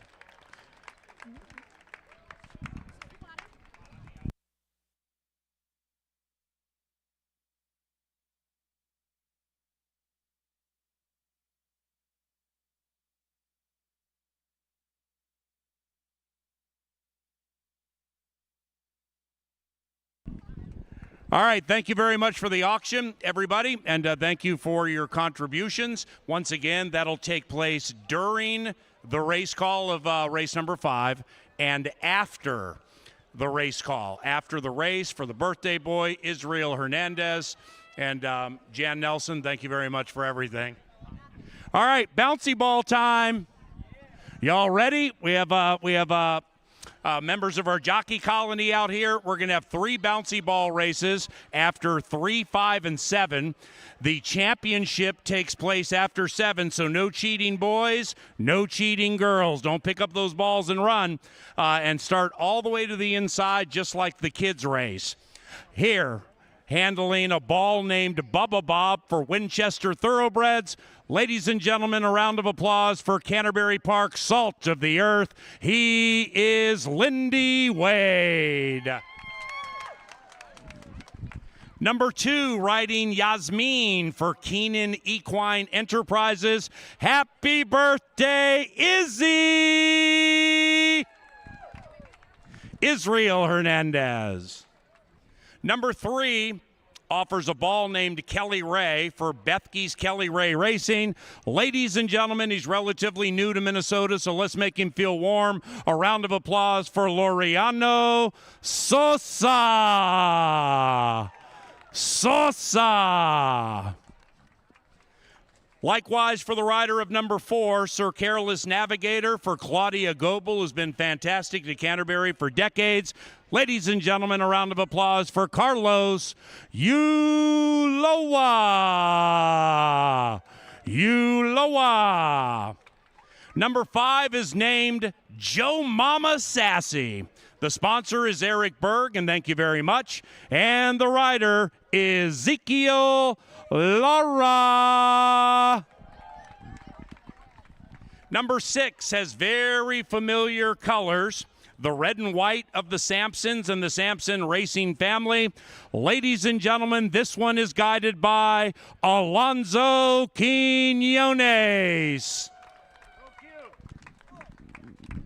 Representing Justin Revak's Rocket Wrench Stable and Rocket Wrench Racing. And Justin and everybody else, thank you very much for giving the way you guys do. Handling the Rocket Wrench ball. Ladies and gentlemen, a round of applause for Jermaine Bridgemahan.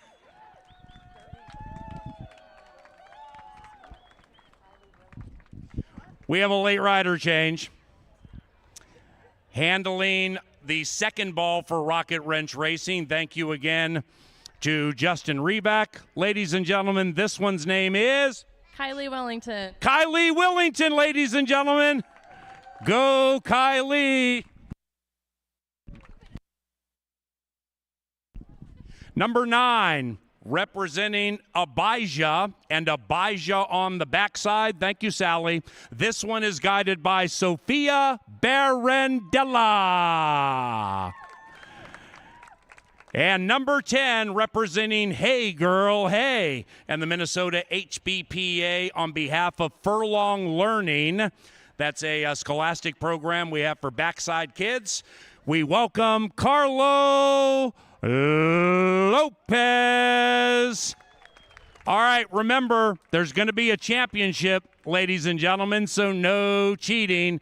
You're going to bounce down to the finish line, and that's going to be it. You don't have to bounce back like the kids race. Sophia's trying to get a couple of steps ahead of everybody. Make sure we're in a straight line, everybody, and go! Here come the riders surging down the stretch. Holy cow, Jermaine Bridgemahan knows what he's doing, but so does Carlos Ulloa and Lindy Wade on the inside. Wade, Ulloa, Wade. Ulloa stumbles to a victory.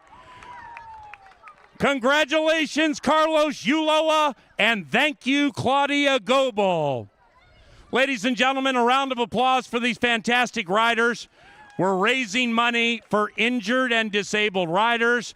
Erica Murray was supposed to ride in this or take part in this, but she can't because of an incident in race 1, and that's exactly what an evening like this is for.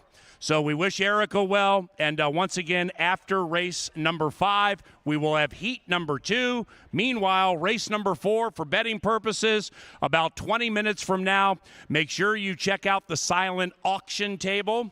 I do believe there may be a couple of tickets left for that scooter, too. We're going to announce that very soon. In fact, all those are gone for the scooter, but still awesome, awesome items available at the silent auction table. And once again, thank you very much for coming out to Canterbury Park. This is a very, very special day for us, and you're coming through beautifully as usual. God bless and thank you.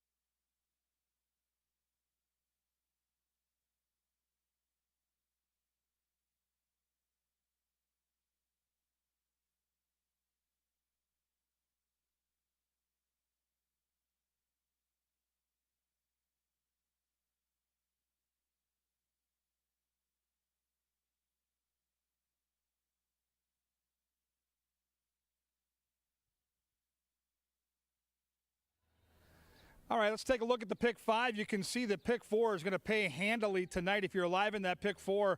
We've had a couple of upsets, including the most recent race with Jose Patio. So you look at the board, you see my ticket, and it's a $80 ticket. So maybe get together with your friends, play that ticket, modify that ticket.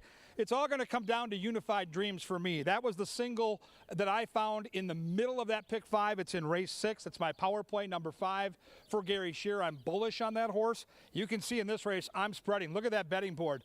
This is a stand against the favorite. I know the one's a good horse. The class drop, though, made me suspicious, so I'm going to try to get a price horse home here. I'll use the 2 and the 6 in that second leg. Both should be fair prices. I'll single my power play, and then race 7 is another one of those races where there could be some chaos. So I'm going to use 1, 3, 7, and 8, and if we're alive into that last race, it will be pain, and I'll be alive to the 3 and 4. The 4 is the horse with experience. The 3, to me, is the most live on paper anyway. First-time starter. It's an $80 play. The pick 5 starts right here, and once again, it's got that 10% takeout. Now, we just saw the Bouncy race. We've had great auctions out there, all kinds of great opportunities. We still have the silent auction and raffle tickets and all kinds of good stuff just inside the main doors here. It's leg up night. We're trying to raise money for disabled jockeys, the men and women that run out on those horses and risk their life and their safety for our entertainment. So if you can help out, we'd love you to get involved in the leg up. Let's take a look at the field right now. There you see a good look as Soul Man's giving me a peek at the inside marker, Go Yoshka. When you handicap this race, it kind of starts right here. Not just because it's the one horse, but this horse has raced against much better competition. Places like Keeneland, Oaklawn Park, and yes, at Canterbury, where he started 4 times and he's won a couple of races. The drop-in class off the lap is what threw up the red flag for me.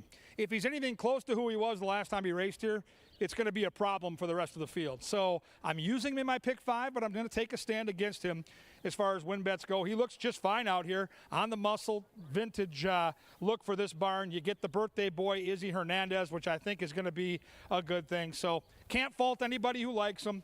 Go Yoshka, the horse to beat at 5-2. I've got our Valley second, the 2 horse. I think this horse is super sneaky here.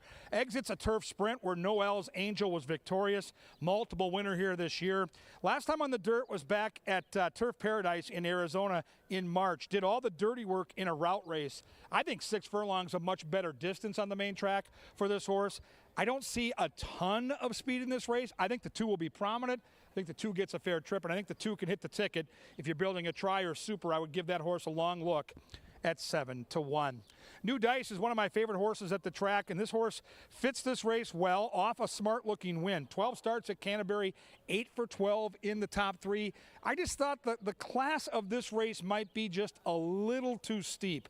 We'll see. He's a great little hard-trying horse. Nevada's having a super season training. I've got him 4th. If you want my honest opinion, if you go to the website, you can see that. But I just think he's in deep as far as the class level goes. If they go quick, though, early, he will be coming late, and I always respect that barn.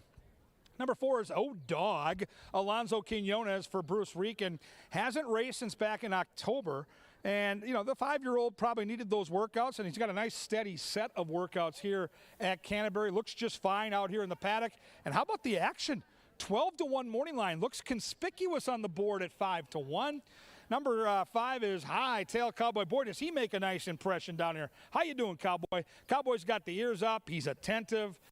New to the paddock and you're wondering what I look for, take a good look at the 5. That's the kind of energy you want to see. It's controlled, and it's an older horse. He's 6 years old, but I love the way he's behaving down here to 4-1. I think he's a very, very important player, especially in that pick 5. 6 is Lynchtown. Constantino Roman's been hot. Had 3 wins on 1 card already this week.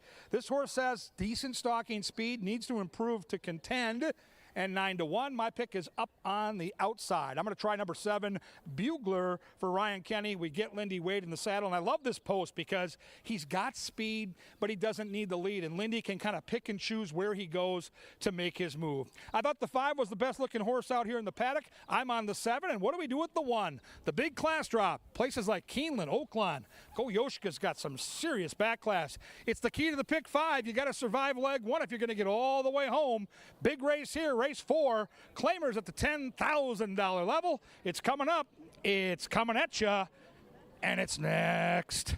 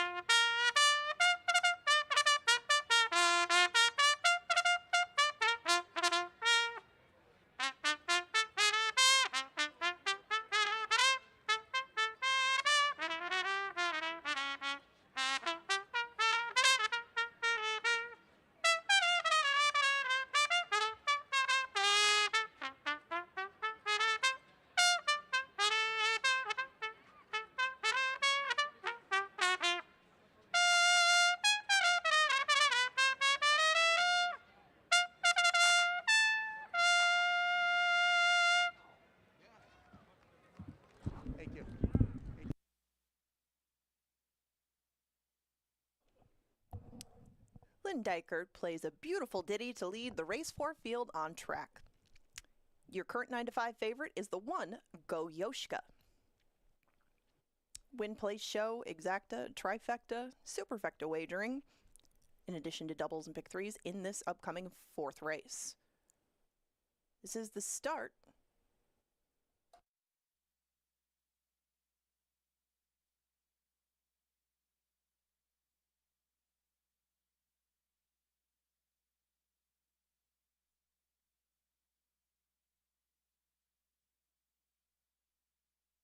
This is the start of the 10% takeout 50-cent pick 5.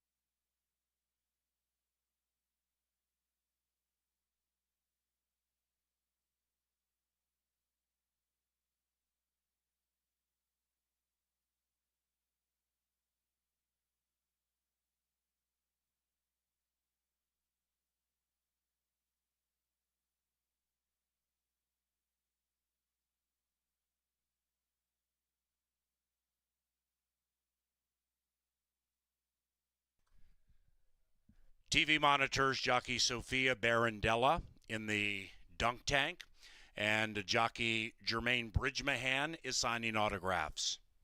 Leg up fun day at Canterbury. Sophia Barandella, dunk worthy. 5 minutes to race 4.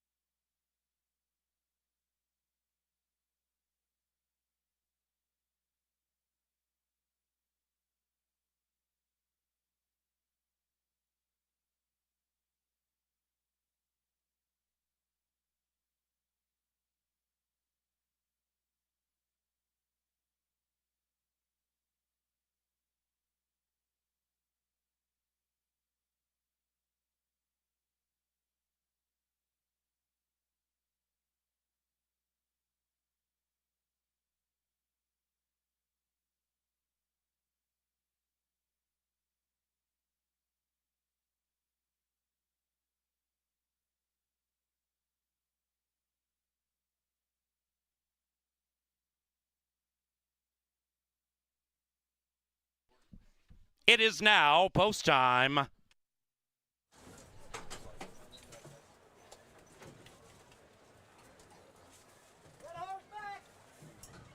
Bugler, last in line. And they're racing. Slow start for New Dice in his quest to win 2 in a row. Meanwhile, from the center, Hightail Cowboy looks to hightail it to the winner's enclosure, gate to wire. Outside of that is Lynchtown. On the wide side is Bugler. Then it's Our Valley, close handy, 2 lengths from the lead. Said Quartet is 8 clear from Goyoshka off that layoff, and Goyoshka's being shoved on by the birthday boy. Then we come back to a recovering New Dice to the inside of Dog, and they're about 13 lengths from the lead. And now Hightail Cowboy has company in the shape of Lynchtown, and they're locked in battle as they arrive at the top of the stretch. Bugler's making a 3-wide move, trying to make it a line of 3, and about 5 after that to Our Valley. Goyoshka's running on decently. Goyoshka 5 out of it, and here they come into the final 250. Hightail Cowboy holding on Bugler, and Goyoshka continues to catch the eye on the inside. Goyoshka is gone, Yoshka. Number 1 is number 1 in race number 4.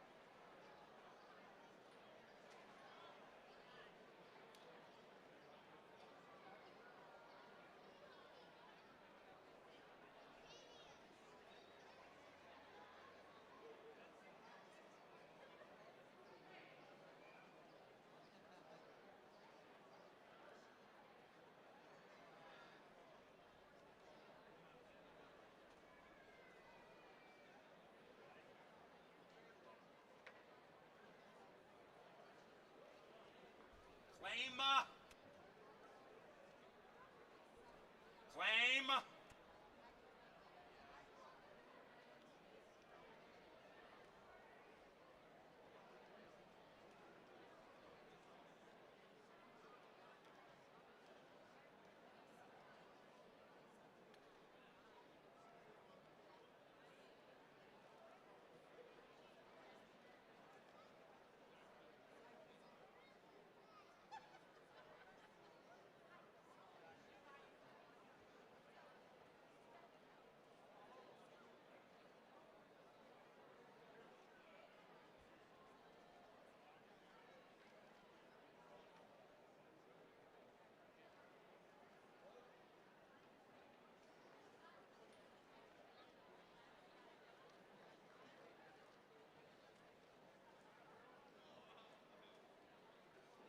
The 4th race is official, and the victorious Goyoshka was claimed for $10,000, winning a 2-way shake. Taylor Van Winkle, owner-trainer.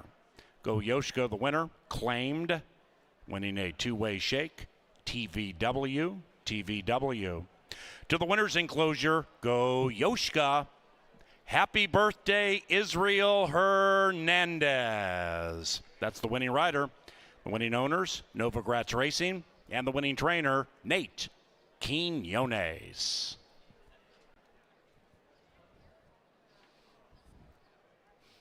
Hey, everybody stay down by the winner's enclosure. And in fact, if you're not there, head there now.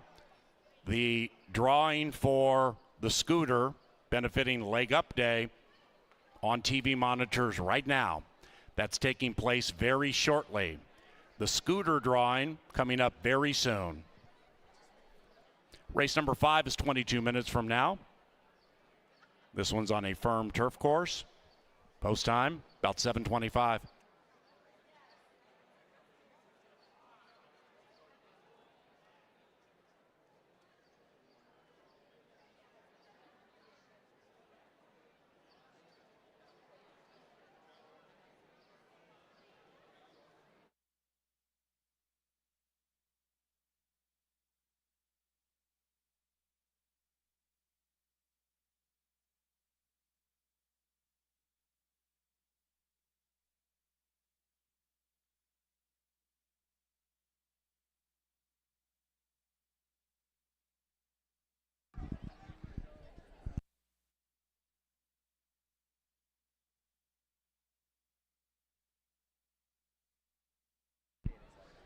All right, ladies and gentlemen, drawing your attention down here to the winner's circle for Leg Up Night. So many fun activities. We're very happy to be joined by one of our former riders. He is Patrick Conchari. How about a round of applause for Patrick Conchari being out here tonight? It's so great to see his smiling face. The names are in the hopper right here. This is a beautiful scooter. If you bought a raffle ticket, this is your time right here, because our lucky jockey right here, Patrick Conchari, is going to pick one of your names out, and you're going home with this amazing scooter. Are you ready, sir? Very ready. Pick out the lucky winner. Here we go. I got to get the cheaters on for this. This is very important. Got to make sure we don't screw it up. All right, he's fishing around, fishing around. Someone's going to have the scooter. This is, you don't have to be here to win, so you can. That's the winner. This is the winner. Ladies and gentlemen, from Chaska, Minnesota, the winner of this beautiful scooter is Don Dahlberg. Don Dahlberg wins the scooter. Come on down. Thank you to Patrick Conchari. Don't forget, next race, our track announcer is going to be right there in that dunk tank, and you can bid to pay a lot of money to dunk him during the race. Only race call in America that calls the race underwater. It's going to be awesome. Come on down.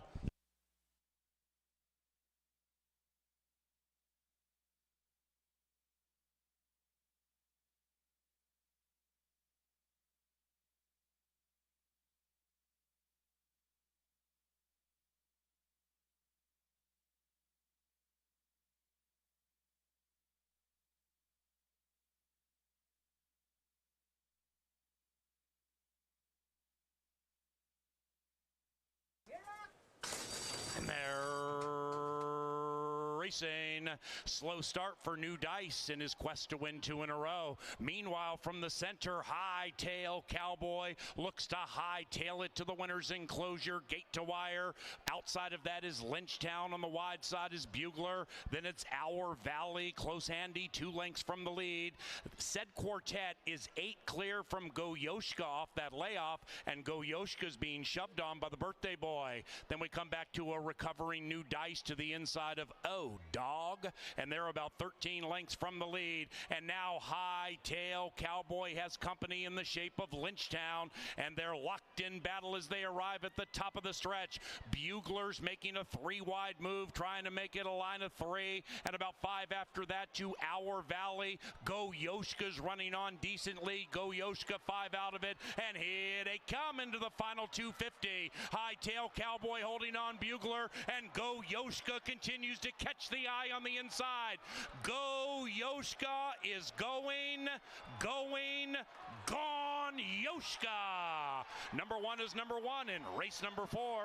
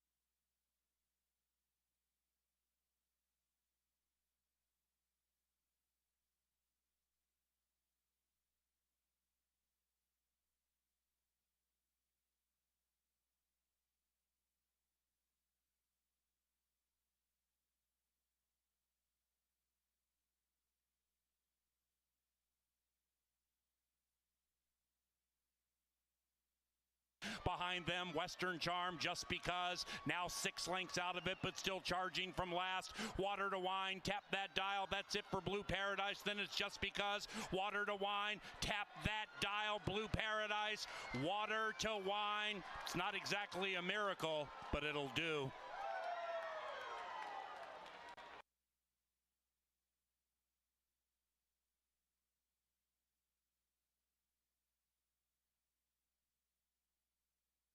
Crescent's Lil Charm with Izzy, leading it by 2.5. Outside, Bring on the Bubbly. Inside is Short Stretch, and they're into the final 150. Crescent's Lil Charm desperately trying to hold off Bring on the Bubbly. Inside, it's Short Stretch. Bring on the Bubbly and Short Stretch. Bring on the Bubbly at 3-1.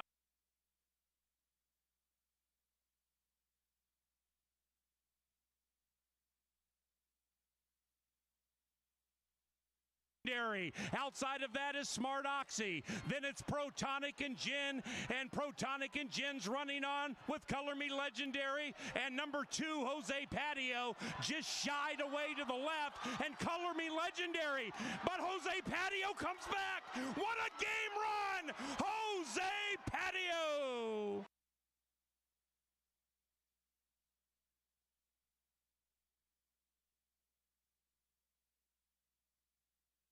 5 out of it, and here they come into the final 250. Hightail Cowboy holding on Bugler, and Go Yoshka continues to catch the eye on the inside.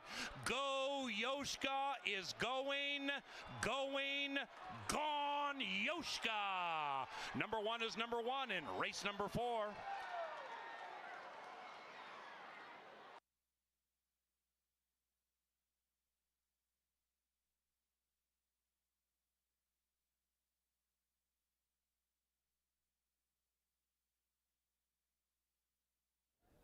All right, we are set now for the late pick 4. Pick 5 starts out with the People's Choice, Go Yoshka, and the Birthday Boy, Izzy Hernandez, saving all that ground inside, getting the money late. Good race here. These are maidens on the turf at a 1 mile distance. Paul Allen going to call this race from the dunk tank out in front. It's going to be pretty fun. So come on down, take your swing at Mr. PA. We'll take a swing at picking the winner, starting with number 1. She is Honey Crisp. The Bug Boy, Barrios Lopez, gets the call for the Richard barn. Has some early foot, draws that advantageous inside post, has a little bounce in her step too, and she's on the board at a nice price. Number 2 is Grace Alace. Lindy Wade for Troy Bethke. Bethke barn got a win a couple nights ago, and this horse, I think, might have the speed of all the speed. We'll see if Grace Alace and Lindy can steal away. The fans think so. They're betting this horse with both fists early, down from that 3-1 morning line on the board as the betting favorite at 2-1. Number 3 is Midnight Lane. This is the selection of Jay Litza and Angela Herman, both sharp handicappers, both on a price horse, and that catches my eye. Constantino Roman in the saddle. He has been red hot, had a 3-win card earlier this week. The horse had trouble in her debut, now takes the blinkers off, has a good workout and turf bloodlines, and yeah, it's Joel Burnt at near 5-1. That can't be a bad thing. Number 4 is Diggs 1, put Luis Valenzuela in the saddle. Virginia Peters trains, and this horse has been knocking at that victory door. Just can't get all the way over the hump. 0-13, but it's been right there with similar. Maybe tonight's the night. 5 is Kooky Berry, Jermaine Bridgemahan for Tony Rengsdorf. Excellent connections. Turf debut and bred for it. Interesting horse at 7-1. I'm going to try the 6, Strabella, Alonzo Quinones for Larry Donlin. Another horse that's been right there and just can't get over the victory hump. But I think tonight the good-looking gray finally closes the deal. Strabella, Prep and Pounce is my call here at 7-2. 7 is Sassy Banker with Derby Glass for Brucey Rican.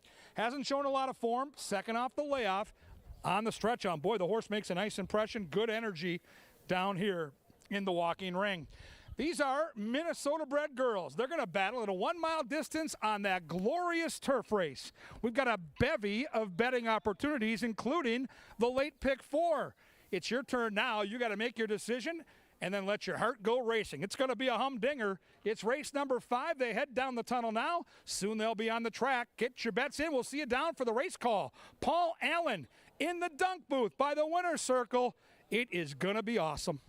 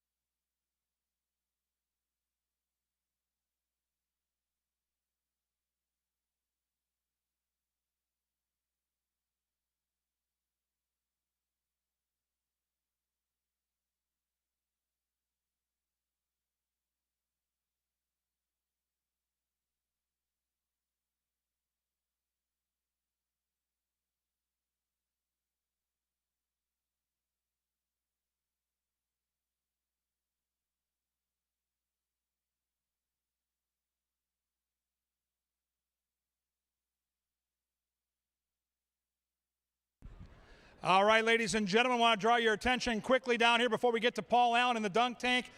Canterbury wants to thank Minnesota Realty for their exclusive sponsorship here at Canterbury Park. They are the official real estate company of Canterbury Park. You can go to thinkmn.com, thinkminnesota.com, and this is a generous donation tonight from our partners, $500 to the Leg Up Foundation. A big round of applause for Minnesota Realty as we get ready for the dunk tank excitement. Thank you, Minnesota Realty.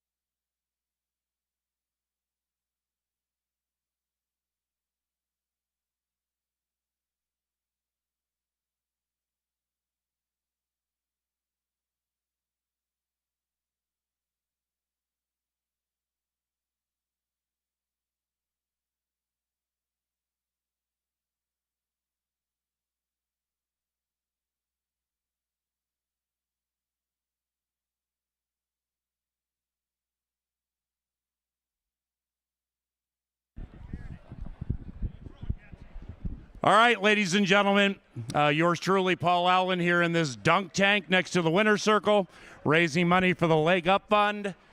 And we thank Barry Butzo for contributing $2,500 for the right to dunk me multiple times. Here comes Kelsey Haar wearing the Halloween colors. I'm sure she's just going to go ahead and hit that and not throw any balls. Kevin Gorg, he'll be calling part of the race. Not yet, Uncle Barry, and you're a little close. You ready, brother? They're in the gate, everybody. It's time to dunk PA. Get ready. All right, Canterbury, make some noise. We're about ready for the Dunk Tank Classic. And there they go. Time for you to start throwing, Barry, but don't throw at me. Don't throw at my head. All right, they've come out of the gate nicely. Sassy Banker is going along okay with Strawbella, Kooky Berry. Then on the inside, we have Honey Crisp. And next to Honey Crisp is Grace Lace. This is scary. Good Lord, I'm looking at the screen, and Barry's throwing like Wilbur Wood. Around the first turn, it is Kooky Berry, Strawbella, Grace Lace, and Sassy Banker. And they're all separated by just a few lengths. Honey Crisp is next on the inside. Put a little oomph into it, my brother. And they're heading up the Canterbury Park barn side. Now his wife has been employed, and Joni's going to try to dunk the announcer, Kevin Gorg, waiting in the on-deck circle. And they're heading into the far turn. Diggs 1's making a move on the inside. Midnight Lane is... As PA gets dunked, they go on in the race. It's still Kooky Berry trying to take him every step of the way. The gray is Strawbella breathing down her neck. Then we come back to the inside to Diggs one, who's due for a win. But Kooky Berry, PA, Kooky Berry continues to go. Indeed, it is Kooky Berry. Give that kid right there some balls. So maybe on the stretch you can dunk the announcer. It is Kooky Berry showing the way, and my man with the Hornets jerseys firing bullets. Diggs one's making some noise. Also the gray, and now they come down to the wire. Kooky Berry, Diggs one. What you gonna do, little brother? They hit the wire. He hit the water, they hit the wire together. We have a photo. Photo finish as PA gets drenched right at crunch time. Was it Kooky Berry on the inside? Was it Diggs one when the Vikings announcer who called the Minneapolis Miracle goes in the dunk tank? Could it be divine intervention and the Viking named horse in the final jump? There it is again, so very close. Oh, way too close to call. PA, you called the Minneapolis Miracle. Could this be the night for Diggs one? Well, it might be a night for a shirt change for you after all those splashes. And the microphone actually went under the water and is still working. So that's good news. Hey, Canterbury, can we get a round of applause for the Butzos, Barry, and Joni for contributing $2,500 to the Leg Up Fund to dunk the announcer, and they accomplished it twice. I got it.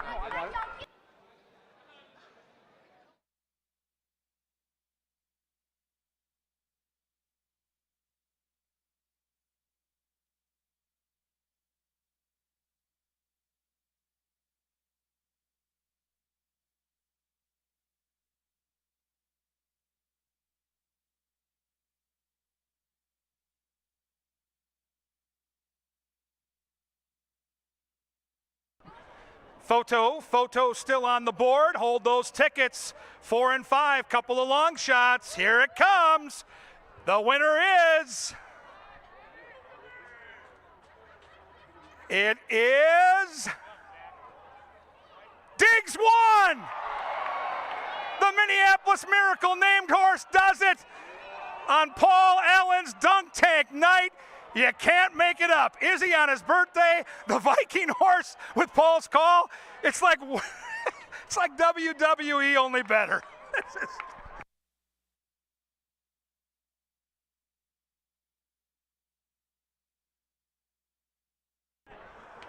4, 5, 6, and 3, soon to be official, with the Vikings announcer hitting the water when the horses hit the wire. The horse named after the Minneapolis Miracle finally breaks the maiden. Unbelievable.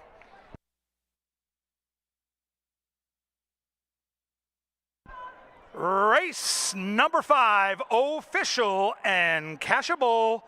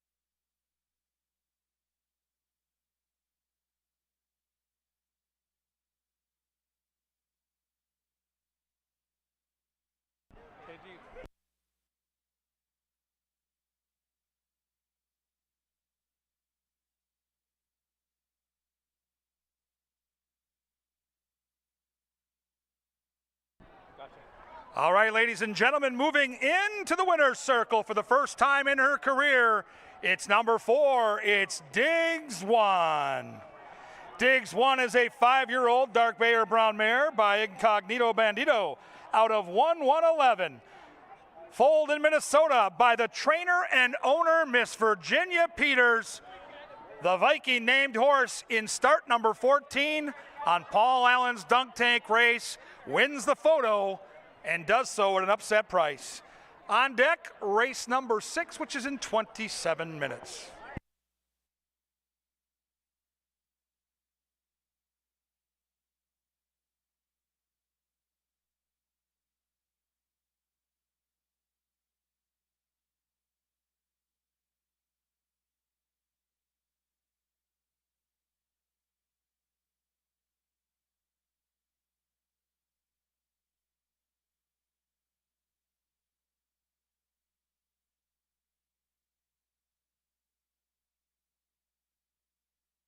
For the Dunk Tank Classic, and there they go. Time for you to start throwing, Barry, but don't throw at me. Don't throw at my head. All right, they've come out of the gate nicely. Sassy Banker is going along okay with Strawbella, Kooky Berry. Then on the inside, we have Honey Crisp. And next to Honey Crisp is Grace Lace. This is scary. Good Lord, I'm looking at the screen, and Barry's throwing like Wilbur Wood. Around the first turn, it is Kooky Berry, Strawbella, Grace Lace, and Sassy Banker, and they're all separated by just a few lengths. Honey Crisp is next on the inside. Put a little umph into it, my brother. And they're heading up the Canterbury Park barn side. Now his wife has been employed, and Joni's going to try to dunk the announcer, Kevin Gorg, waiting in the on-deck circle. And they're heading into the far turn. Diggs 1's making a move on the inside. Midnight Lane is... As PA gets dunked, they go on in the race. It's still Kooky Berry trying to take him every step of the way. The gray is Strawbella breathing down her neck. Then we come back to the inside to Diggs 1, who's due for a win. But Kooky Berry, PA, Kooky Berry continues to go. Indeed, it is Kooky Berry. Give that kid right there some balls. So maybe on the stretch you can dunk the announcer. It is Kooky Berry showing the way, and my man with the Hornets jerseys firing bullets. Diggs 1's making some noise. Also the gray, and now they come down to the wire. Kooky Berry, Diggs 1. What you gonna do, little brother? They hit the wire. He hit the water, they hit the wire together. We have a photo finish as PA gets drenched right at crunch time.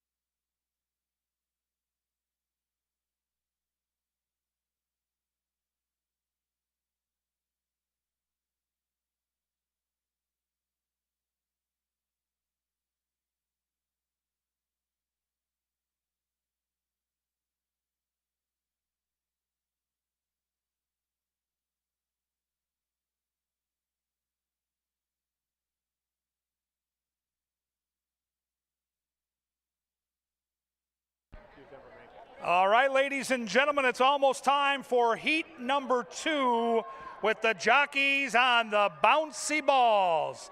The jockeys are assembling. We are almost ready to meet the contestants in this battle. It's going to be a 60-yard dash to the finish line. We're going to see just how good athletes these young men and women are. I know they're pretty good. Lindy's got a smile on his face. He knows. He knows. He knows he's good. Almost time here. Almost time. We're going to go in order of your numbers. Assemble on the finish line when you hear your name called.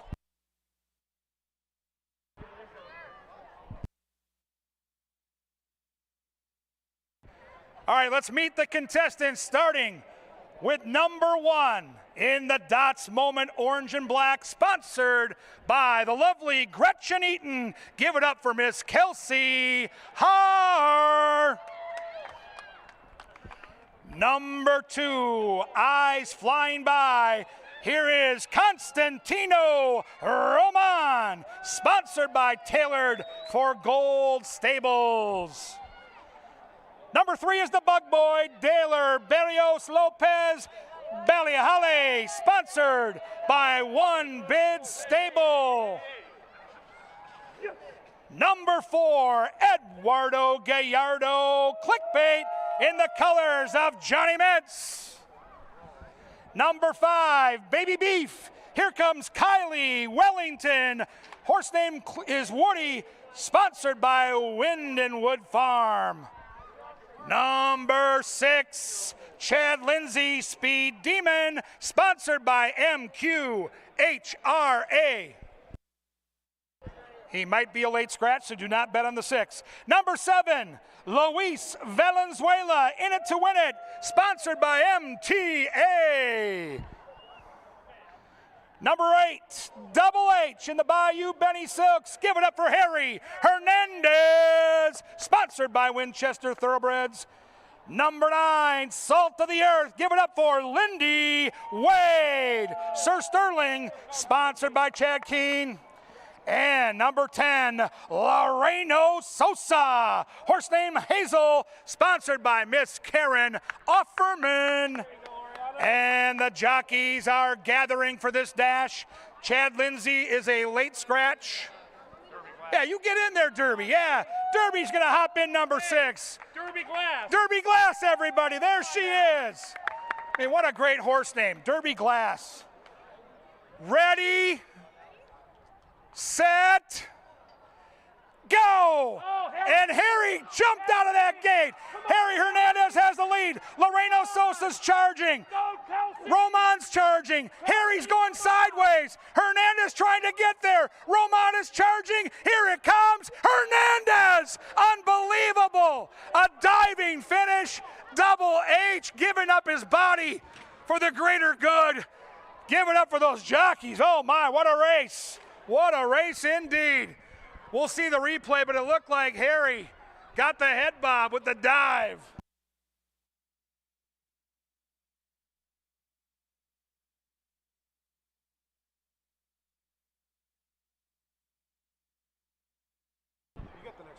I do. Angela Herman will be in the dunk tank soon. Angela Herman wants to be dunked. She wants to get wet, but you got to buy those balls and dunk her. Angela Herman soon to the dunk tank. Get your money ready and have some fun. Here's the photo again. Watch Double H. Look at the dive. Unbelievable. Oh, what an athlete.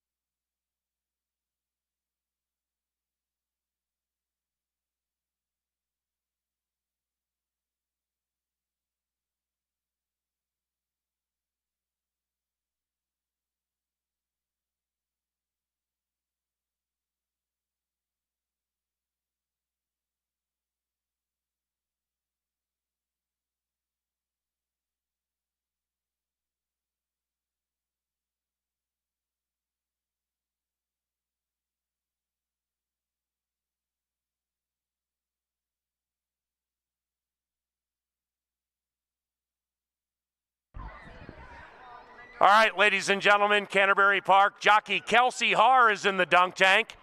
$5 gets you 5 cracks to try to dunk one of our favorites, Kelsey Haar, just like that. And one of our analysts, Angela Herman, part of the STEAM team, she's going to be in there next.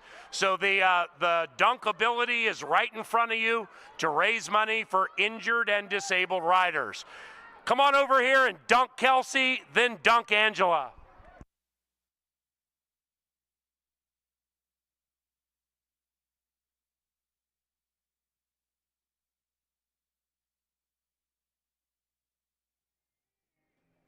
All right, welcome back out to the paddock. We get set for race number 6. We've got a 4-pack now with the scratch of number 1. Do note, no show or no trifectas. Number 2 is Bigfoot City. Bigfoot City has loads of early speed. His turf form is awesome. His dirt form isn't bad either. 7 starts in his career on the dirt, 3 wins, couple of seconds. He'll likely gun it from that inside post position. And if he can get loose here, he could be a problem in a 4-horse field. Right now, Bigfoot City is 3-1. Number 3 is Holding the Loot for Robertino Diodoro. Do note that the other horse that scratched was a Dio horse, so maybe he thought this was a better spot for this horse. The bug boy, Barrios Lopez, gets the call. Should be sitting just off the pace behind Bigfoot City and be in a position to pounce when they turn for home. Number 4 is Windcracker Barejas for Miguel Angel Silva.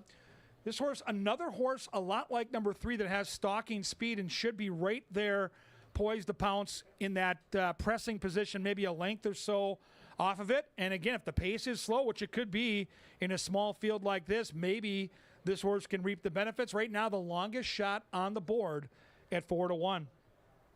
I'm going to go with number 5, Unified Dreams, Lindy Wade for Gary Shear. I think we would have got 3-1 had the one horse not scratched, but with that horse scratching, this is where all of that money seems to be going. The horse is sharp right now. He's won 3 of his last 4. Back-to-back wins at Canterbury, and I'm a big fan of the way Lindy Wade rides on horses like this. Lindy has such great patience in the saddle. He doesn't panic. In a race like this where I think the other 3 all have speed, Lindy can kind of wait and pick his spot to go. I'm going to trust Lindy to make the right call at the right time. I'm going to trust Gary Shear, who's going guns a-blazing right now, training to have this horse legged up once again. I think Unified Dreams is last early and first at the end of the race. Only 4 horses, but some great betting options. You got Win, you got Place, you got Exacta, and don't forget, you've got the final pick 3 here of the night. Races 6, 7, and 8. Kelsey Haar in the dunk tank right now. Angela Herman soon to follow. Lots of reasons to head down by that winner's circle and support us on Leg Up Night. Oh, there goes Kelsey. Kelsey just got dunked big time. Race 6, though, 1 mile. They'll be at the gate in around 8. Right now, they head to the track, and we get the call to the post right around the corner.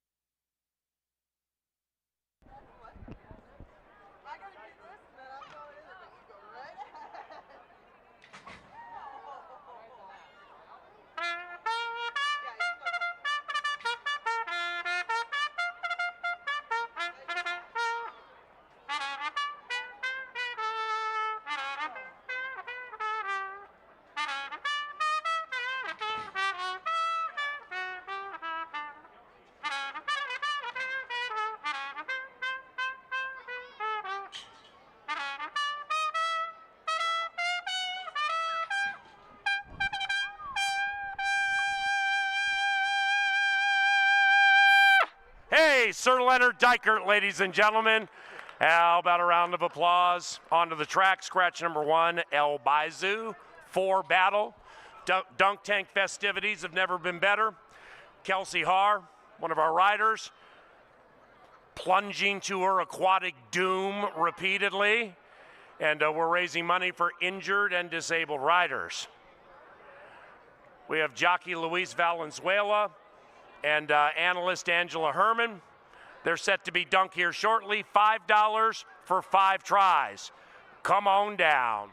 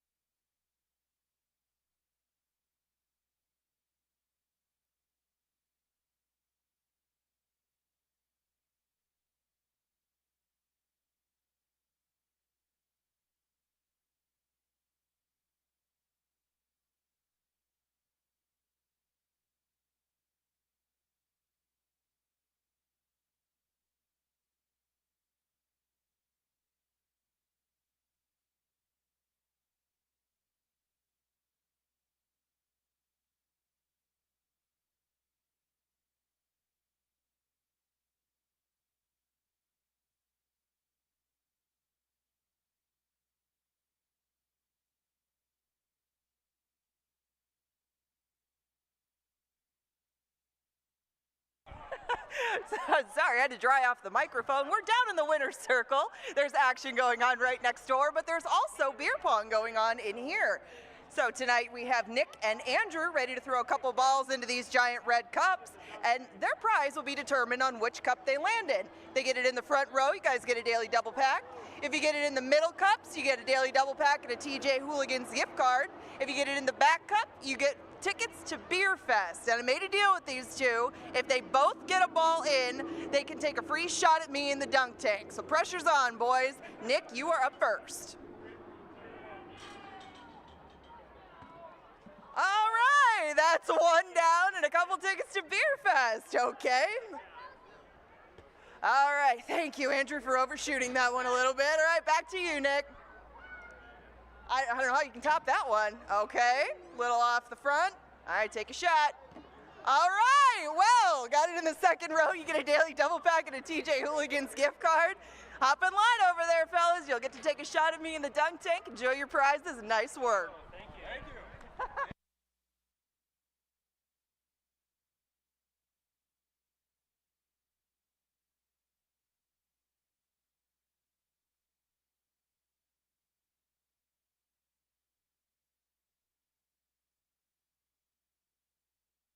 For fear of it getting wet. Oh, geez.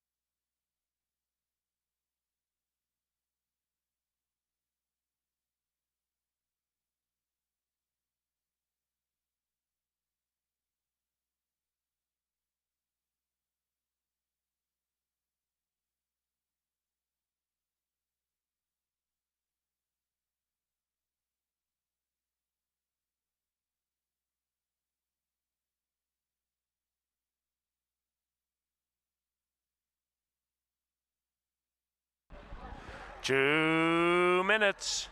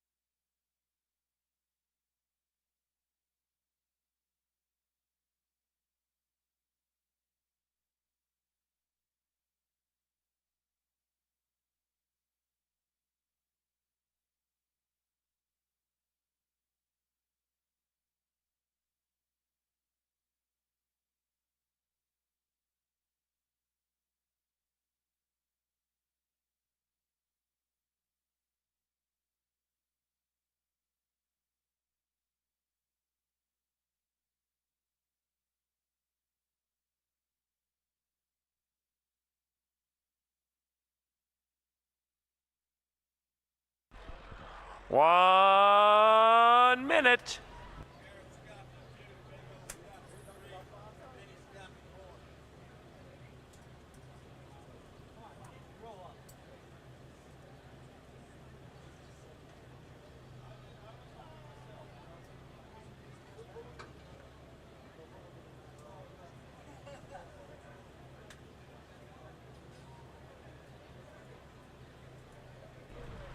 And the horses have reached the starting gate. It's race time.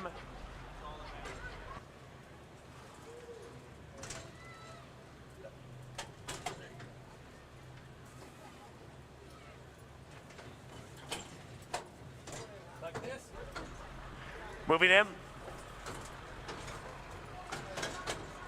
3/4 of the field in. Here is Unified Dreams, the even money favorite. Here they come. And they're racing. Bigfoot City out of the gate speedily. Unified Dreams also showing speed. Hold in the Lutes right behind them. And Windcracker broke very sharply and is just 2.5 lengths from the lead as Carlo Lopez and Bigfoot City do it very reasonably, racing a couple of paths off the inside. Then it's Unified Dreams keeping hold in the loop, pinned to the inside.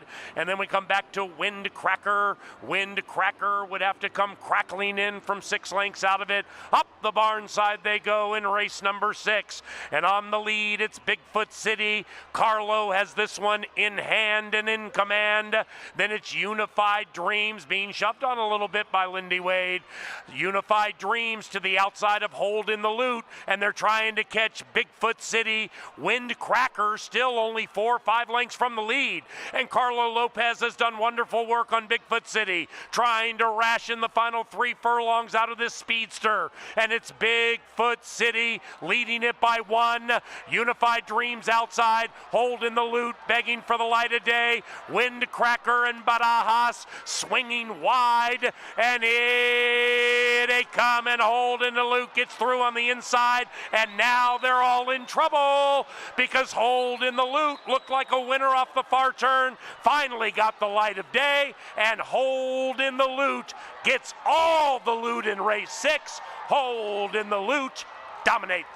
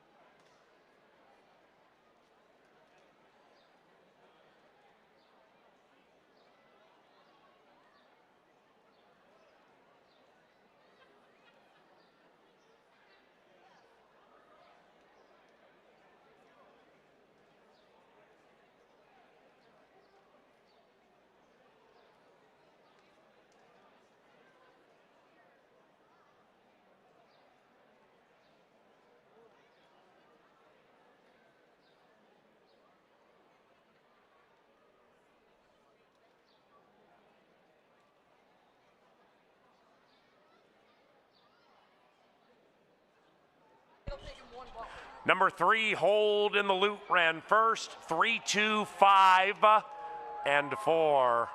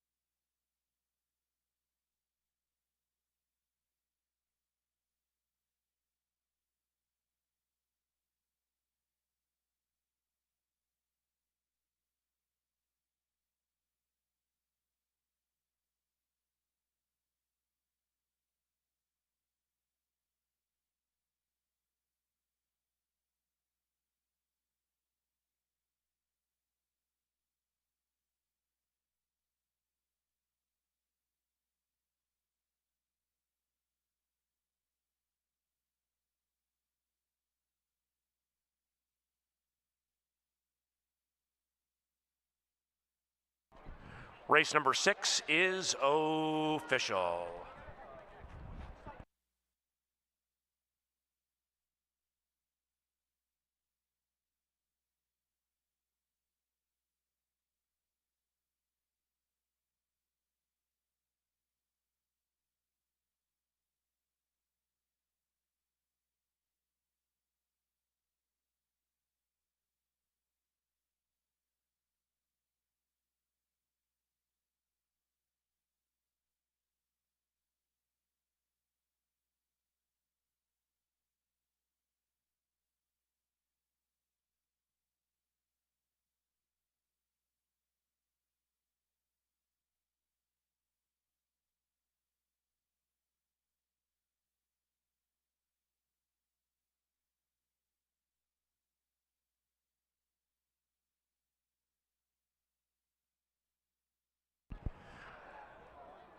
Now entering the winner's enclosure, Hold in the Loot, and Daylor Barrios Lopez.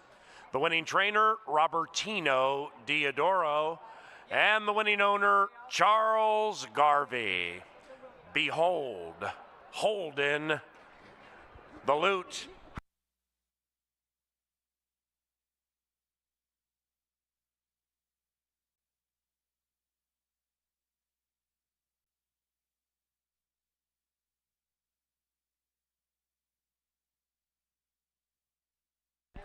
Race number 7, 20 minutes from now. Jockey Eduardo Gallardo is in the dunk tank right now, followed soon by Angela Herman, and we are raising money for injured and or disabled riders. So head down to the winner's circle. The dunk tank is very festive. Eddie G, Eduardo Gallardo in there right now.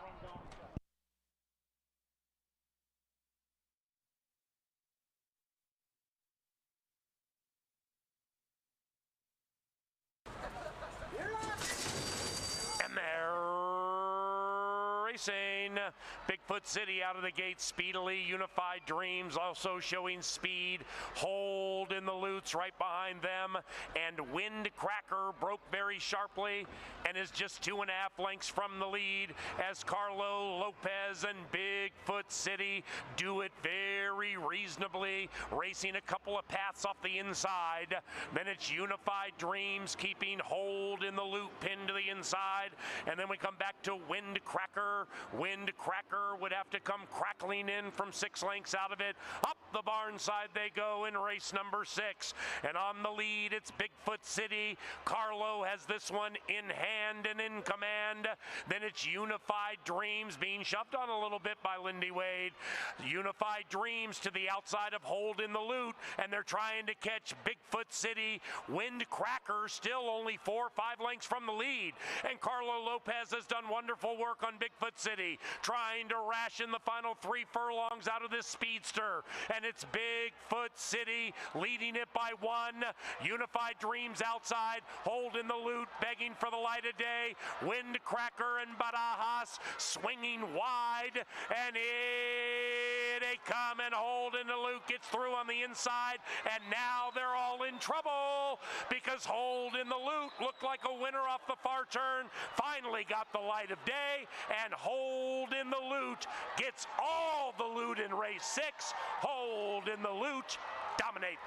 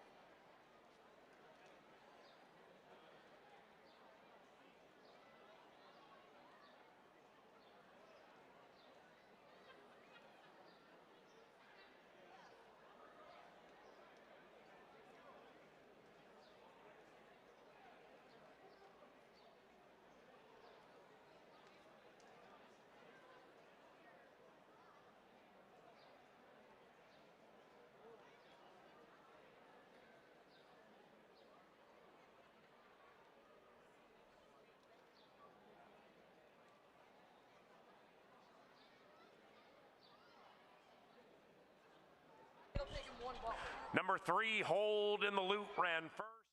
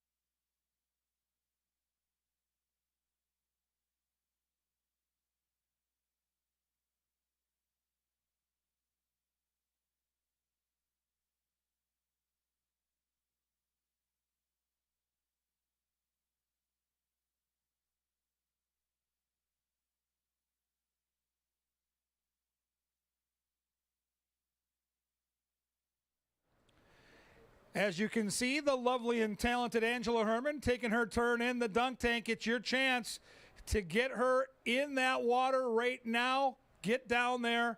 It's a great cause. Angela Herman in the dunk tank. She is getting bombasted down there, and it's so much fun to watch. Well done. Keep raising money for Leg Up Night as we now get set for race number 7. It starts the late daily double, and Paul Allen and I talked about this hours ago. Might be the best betting race on the card. We've seen some long shots already tonight. This pick 5 is going to pay, and this is another reason why. Look at the board. Right now, the lowest price on the board is 7-2, a terrific wagering opportunity. Let's start with number 1, War Chest. Miguel Angel Silva, the conditioner. Izzy Hernandez, the birthday boy, looking for another win. Love the post position on the turf because grass racing, all about saving energy and saving ground. This horse should be able to do both, should be in a good position, and should be a fair price. How about that price right now at 5-1? 2 is Political Riot. Chad Lindsay gets the call for David Van Winkle. The Van Winkle barn quietly getting hot right now. This horse, another pace presser, got beat fair and square by Zumardi last time, but was charging late and was catching that horse in the final 50 yards of that race. So just a little better trip, maybe gets the job done. The speed of the race is the 3, NK Rocket Man. I think he'll rocket to the lead, and if he can go out there and ration the fractions, he might be one tough customer to catch. I've got him 3rd in my analysis, but would not be surprised if the Rocket Man got it done. 4 is I'm a Harley 2. Paul Allen and Angela Herman, who's currently getting dunked. Love this horse. 8-1. Wow. On an Angela Herman turf tout. Interesting horse with some early speed. 5 is Mishko Barejas for Silva. Might be a horse that kind of flies under the radar, but does have 6 career turf wins. 6 is King Nate, and boy, did he win impressively back opening weekend. Big closer, will need the speed to back up, but he always seems to come with a late charge in the Canterbury stretch. 7 is Just Blaze, make the jockey Lindy Wade. I wrote down Sneaky when I was handicapping this race a few nights ago because this is a horse that I thought might get muddied up with the past performances, but if you go back to those races at Fairgrounds here this past winter, this horse was beaten better competition. So with Lindy Wade, 6-1 for a good barn, not the worst shot in the dark if you're building trifectas and superfectas. I'm a little surprised by the price on Zumardi. Thought this horse would be closer to 5-2 like the morning line says. Big closer, big chance, I think, to make a late run and be right in the fracas. I can't build a try or super without Zumardi. Outside horse is Optimistic Valor. Baby Beef Wellington in the saddle for Larry Donlin. And this horse ships in from Iowa where they don't have turf. And know that because this horse has 5 career wins, 4 are on turf. So they shipped up for this reason to be on the grass tonight. I don't like the post.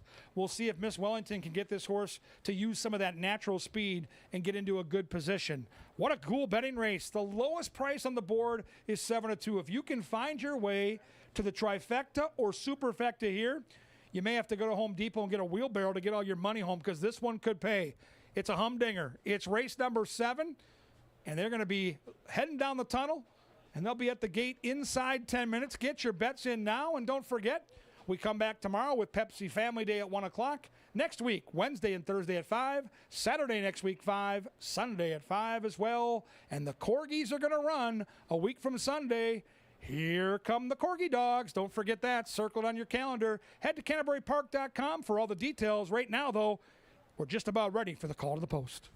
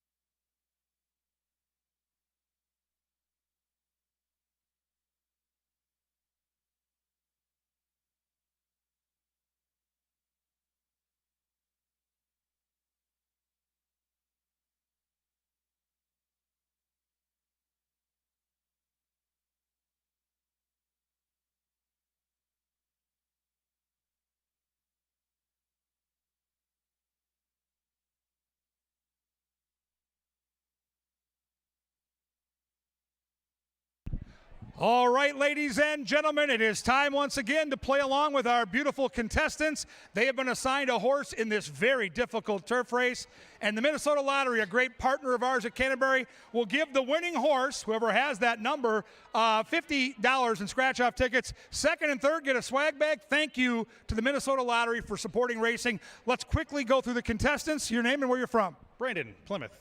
All right, Plymouth guy gets the inside horse. The Star Tribune guy loves your horse. Jay Litz is a great handicapper. Good luck. Your name and where you're from. Jacob, Wisconsin. Oh, no. We got a guy from Wisconsin. I suppose you're a Packer fan. No. Eagles. So we got a guy that's from Wisconsin, likes the Eagles. For you Vikings fans, what do we say to this guy? Get him out of here. We don't want his 2-horse to win. Your name and where you're from.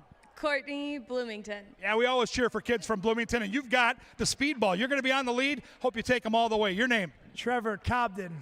Where's that? 2 miles west. That's close by. Maybe you'll take $50. Population 32, and maybe an extra $50 for that population from the Minnesota State Lottery. Your name?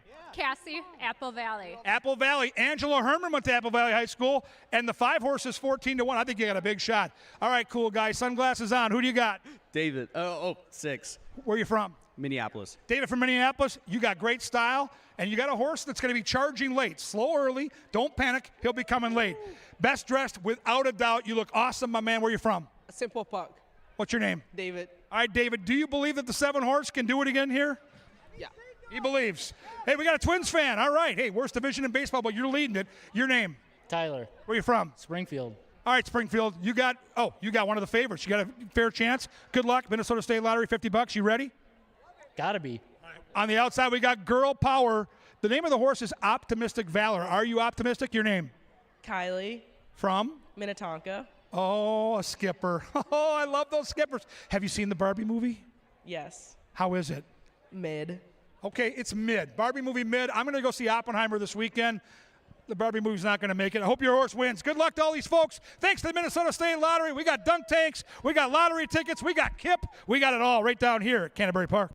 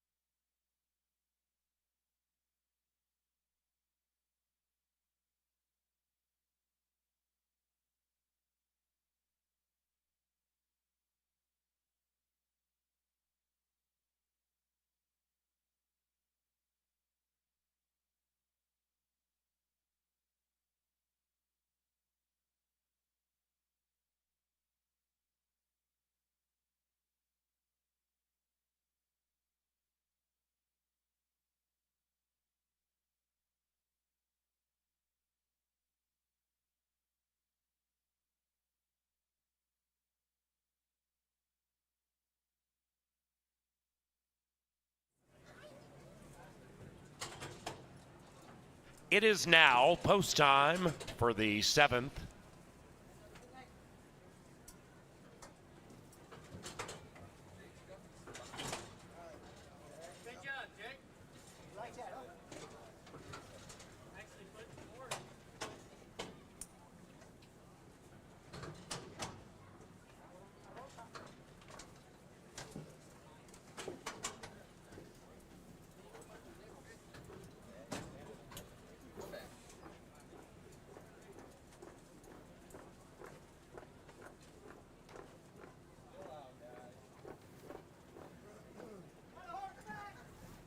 Optimistic Valor, last in.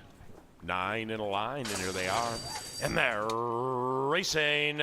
Bit of a slow beginning for Mishko. And NK Rocketman comes out boxing on, looking to deliver the knockout punch in wire-to-wire fashion.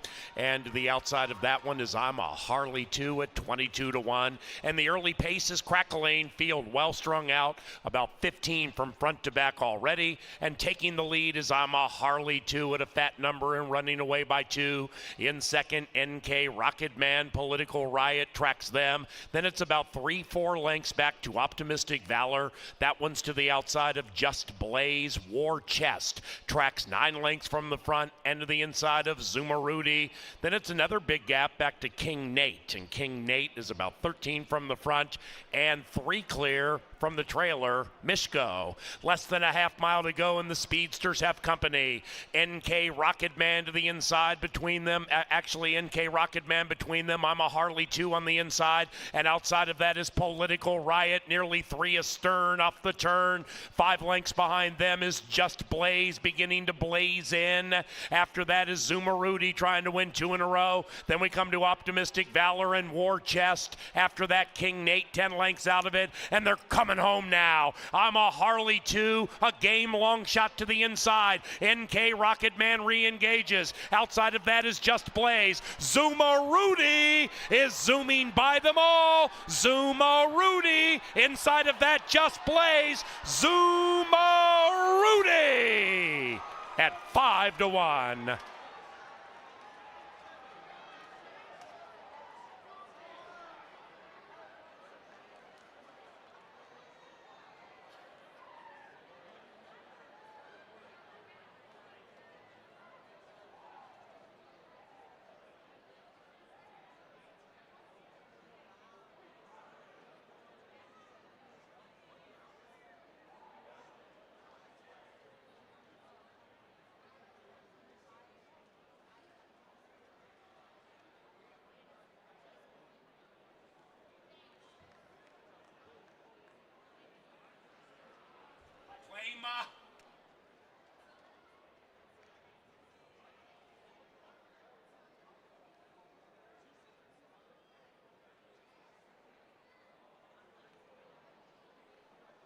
Number 8, Zuma Rudy first.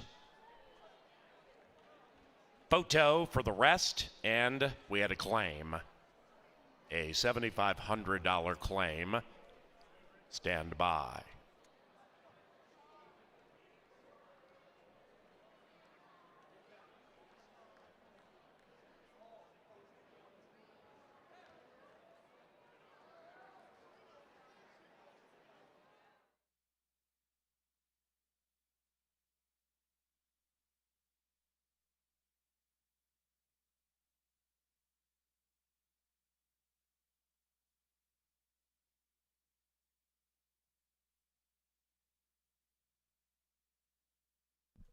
Eight, 7, 3, 4. 8734. Number 1, War Chest, was claimed for $7,500 by Rocket Wrench Racing. The new trainer is Tony Rengstorff. That's number 1, War Chest, claimed. Rengstorff, Rivak.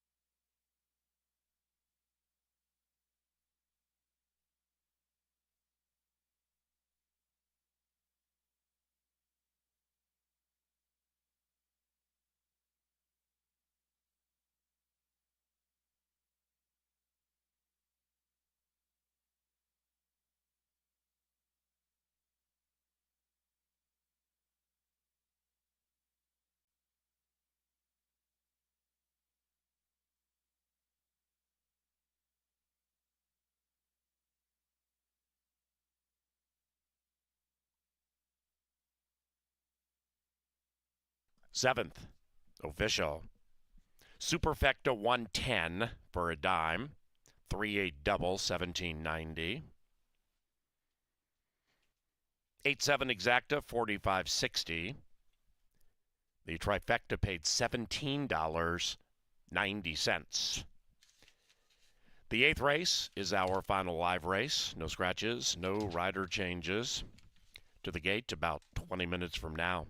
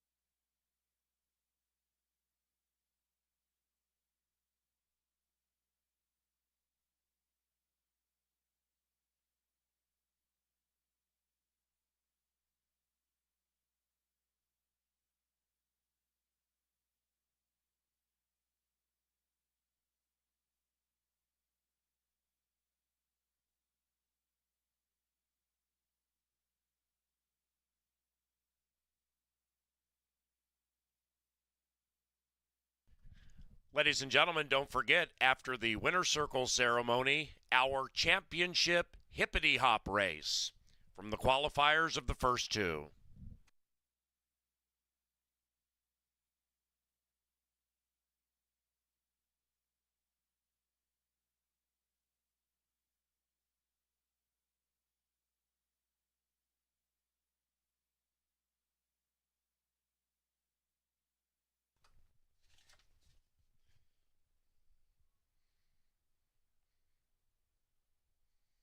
Into the winner's enclosure, it is Zuma Rudy and Carlo Lopez. The winning trainer, Benny Woolley Jr., who also co-owns with Jack Eklund, the race 7 winner. And victorious 2 consecutive times, here is Zuma Rudy.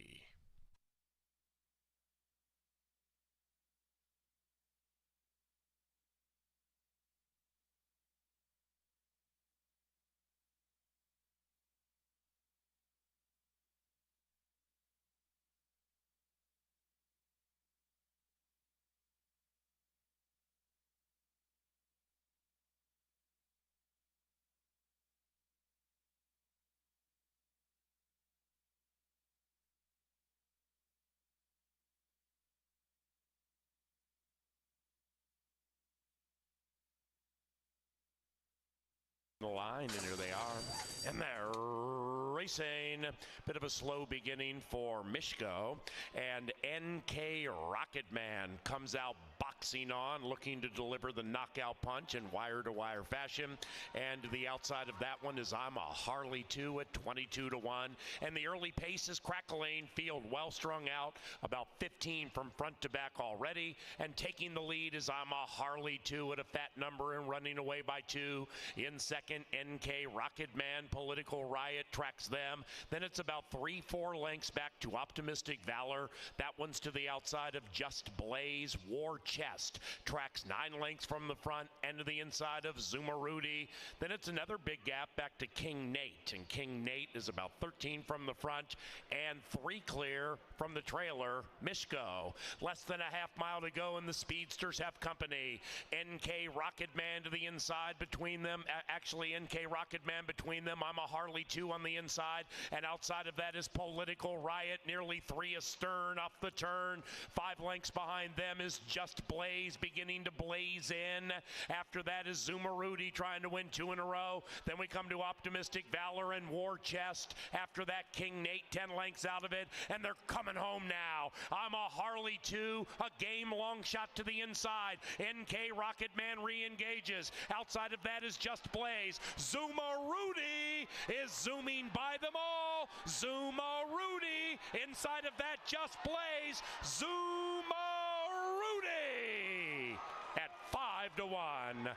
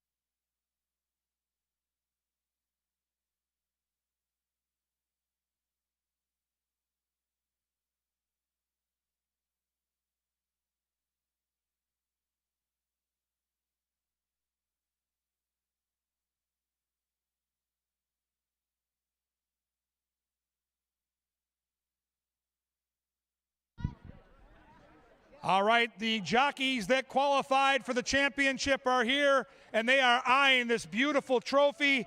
This is a once-in-a-lifetime opportunity to run for this silver trophy with the bouncy ball on top. The championship is now. If the jockeys aren't here, they're out of luck.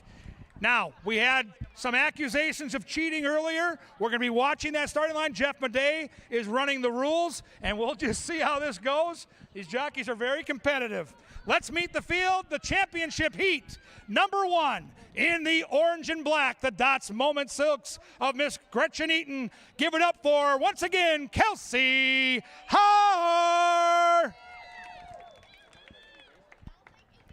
Number 2, in the blue, it's Constantino Roman. Eyes flying by with Tailored for Good Stables as the sponsor.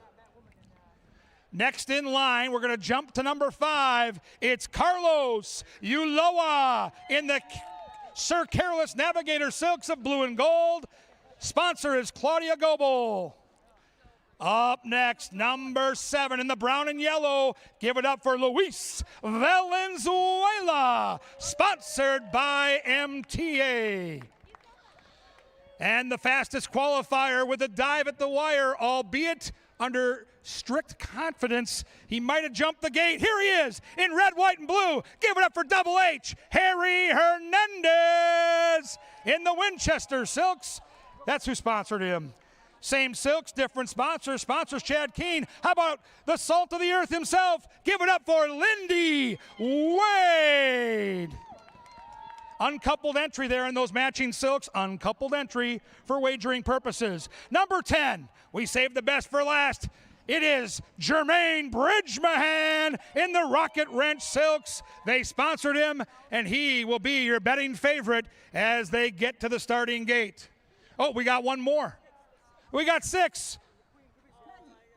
Well, I heard you were leaving. Zeke's here, right? Go Zeke. Hop in there. Get in there. Number 6. Are you ready? Are you nervous?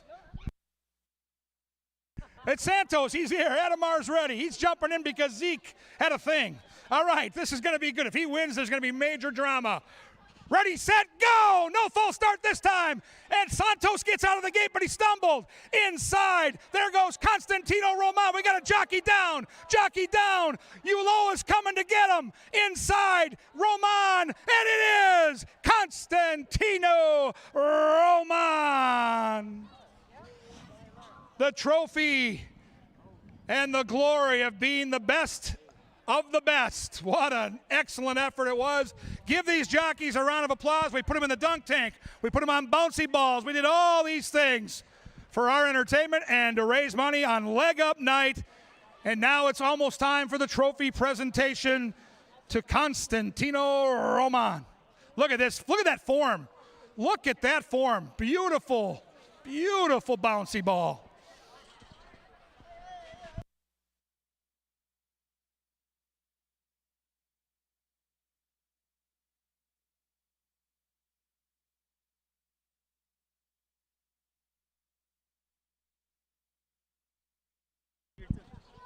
I'm finding out that he is the back-to-back champion. Constantino, you always get bragging rights when you win a horse race, but when you're tested for your athletic skills and you've got the other men and women you ride against and you come out victorious 2 years in a row, how much bragging rights do you get in that jocks room? I don't know. These guys will hit me after that. How much time did you practice? Not much. Just last race, like after the 5th race. Congratulations, you are a true professional athlete. Thank you. Constantino Roman goes home with the hardware. Everybody's a winner on Leg Up Night right out here at the park.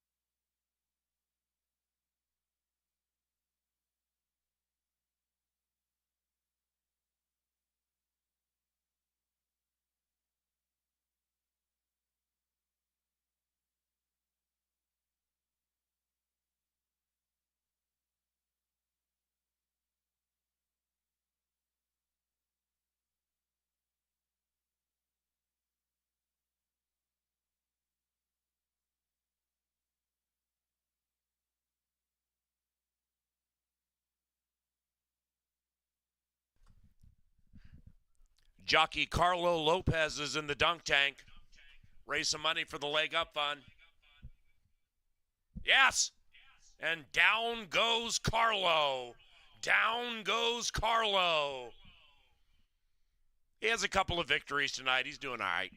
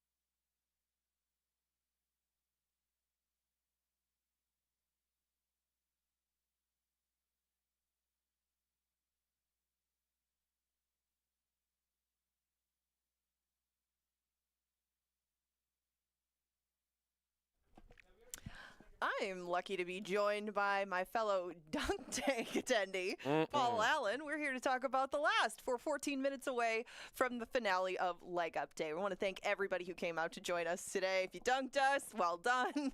And we have one more still to go. If you're closing out one of these pick fives, pick fours, good luck. And the 8th consists of maidens. How do you do that?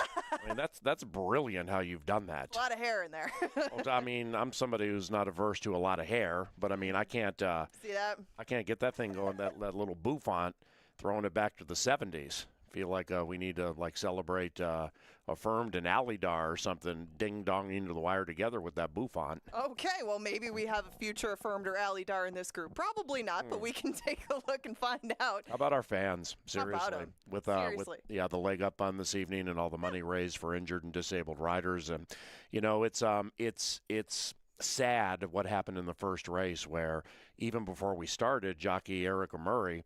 She was thrown from a horse and had to be taken to Hennepin County Medical Center. And, that's an example of exactly what we're talking about with days like this, with the Leg Up Fund, raising money for riders who cannot ride for potentially an extended period of time.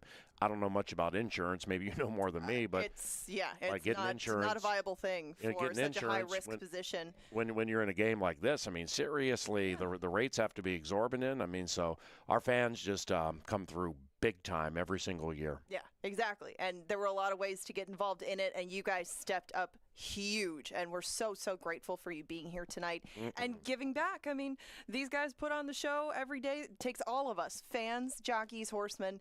Everybody gets involved in the Leg Up Day, and I really couldn't have imagined anything I would have changed about it, other than Erica not getting hurt in the first. But, hopefully she will be back and good. she's still not totally out of the woods, but we hope to see her back here soon. And this is a perfect example, like you said, of where you never know when it's going to happen, but you talk to jockeys, and it's not if something might happen to them, it's when. And now that we've had this great night, we feel good that we can be prepared to help all of our athletes that are involved at Canterbury Park. You know, they're and this comes with, I guess, mostly with respect, but there are a lot of tracks and a lot of general managers and a lot of media relations people who flex about their handle and flex about their race size and flex about their purses.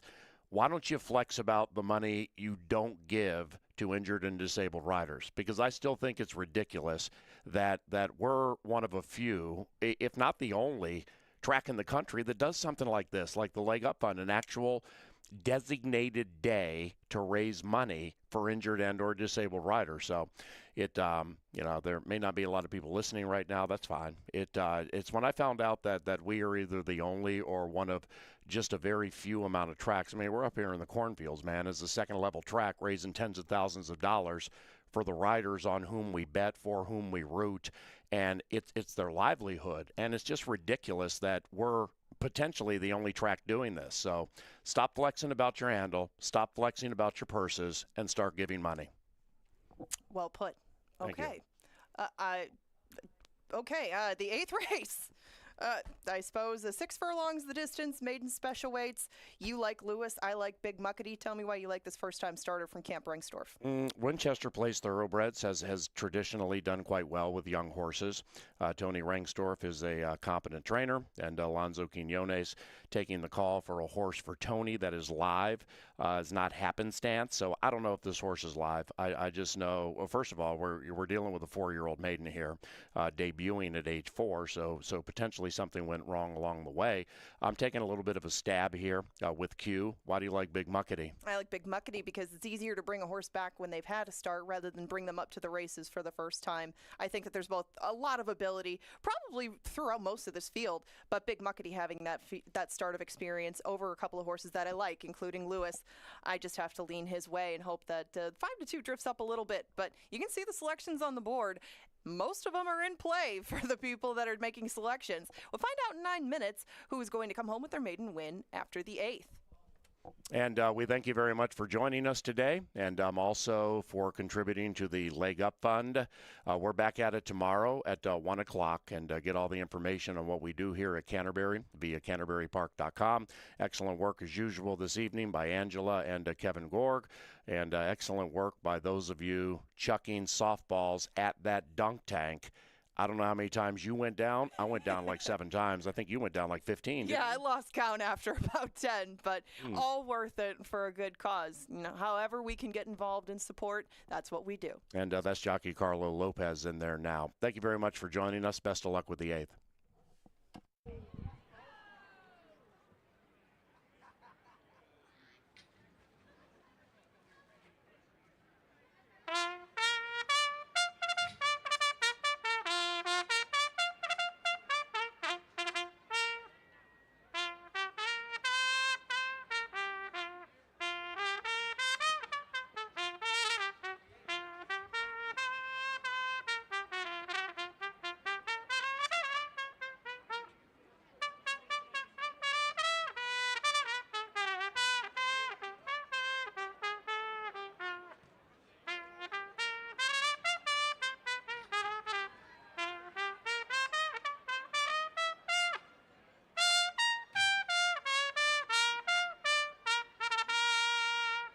The impeccable stylings of Sir Leonard Diker. Thank you, Lynn. See you tomorrow for Family Day, 1 o'clock. 6-pack to close Leg Up Fun Day. To the gate in about 5.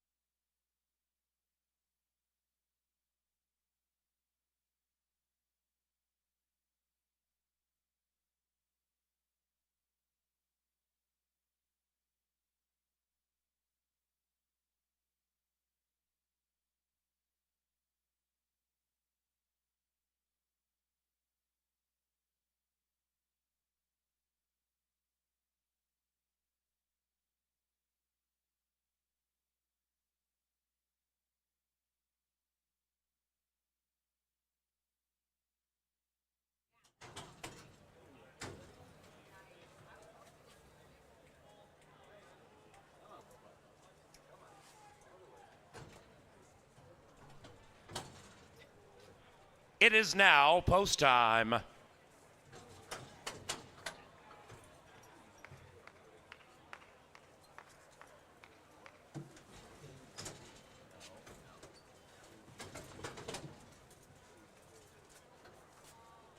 Big Muckety, 2-1. Lewis, 2.5 to 1. Alcazaba, last in. Race 8. And there they are. And they're racing. Alcazaba off 2 steps slowly. Swift beginning for PR, Call Me Maybe, but not as fast as Big Muckety. And Big Muckety runs away by 2. In second is Going At It. About 2.5 lengths from the lead, being shoved on a bit, about 1.5 lengths, 2 clear from PR, Call Me Maybe. After that, we come back to Love a Fighter to the inside of the debuting Lewis, who's beginning to advance. And Alcazaba, the Irish, is 6 lengths from the lead. And the 6 head into the far turn. They're chasing Big Muckety. Big Muckety from Going At It, who cuts the lead to 1/2. PR, Call Me Maybe, just behind the leading 2. After that, it's Lewis to the inside of Alcazaba. Alcazaba's on the move and doing so wide. And the one in last is Love a Fighter, and they head for home. And they're still chasing Big Muckety. And Big Muckety is fending challenges. PR, Call Me Maybe angles to the inside. After that, Going At It. Then we come back to Alcazaba and Lewis. But this is Big Muckety on the wrong lead, but in the right place, the winner's circle.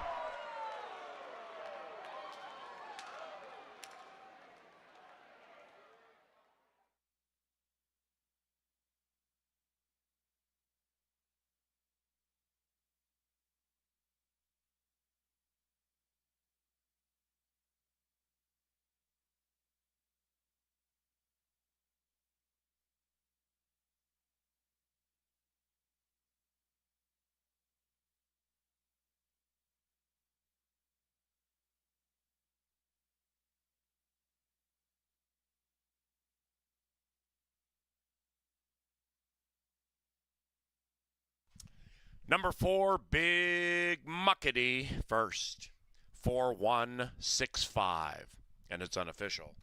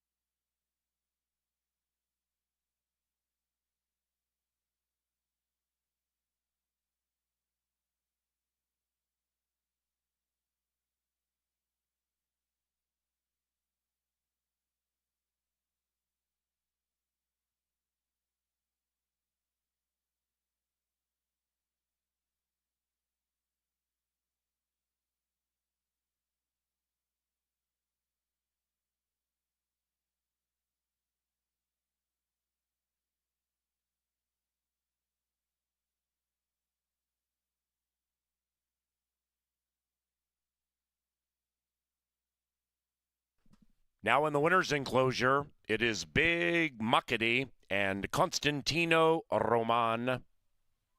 Clark Brewster is the winning owner, and the winning trainer, Mike Beeler. Ladies and gentlemen, stop by the casino at Canterbury Park. Play some blackjack if you are so inclined.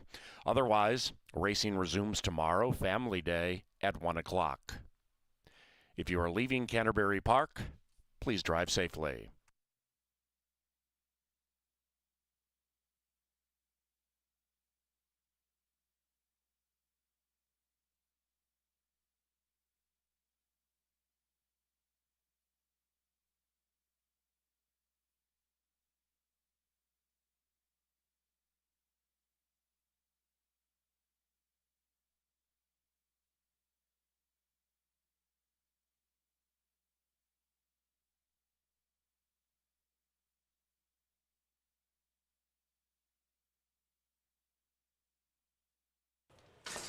And they're racing. Alcazaba off 2 steps slowly. Swift beginning for PR Call Me Maybe, but not as fast as Big Muckety. And Big Muckety runs away by 2. In second is Going At It. About 2.5 lengths from the lead, being shoved on a bit, about 1.5 lengths, 2 clear from PR Call Me Maybe. After that, we come back to Love a Fighter to the inside of the debuting Lewis, who's beginning to advance. And Alcazaba, the Irish, is 6 lengths from the lead. And the 6 head into the far turn. They're chasing Big Muckety. Big Muckety from Going At It, who cuts the lead to a half. PR Call Me Maybe just behind the leading 2. After that, it's Lewis to the inside of Alcazaba. Alcazaba's on the move and doing so wide. And the one in last is Love a Fighter, and they head for home. And they're still chasing Big Muckety. And Big Muckety is fending challenges. PR Call Me Maybe angles to the inside.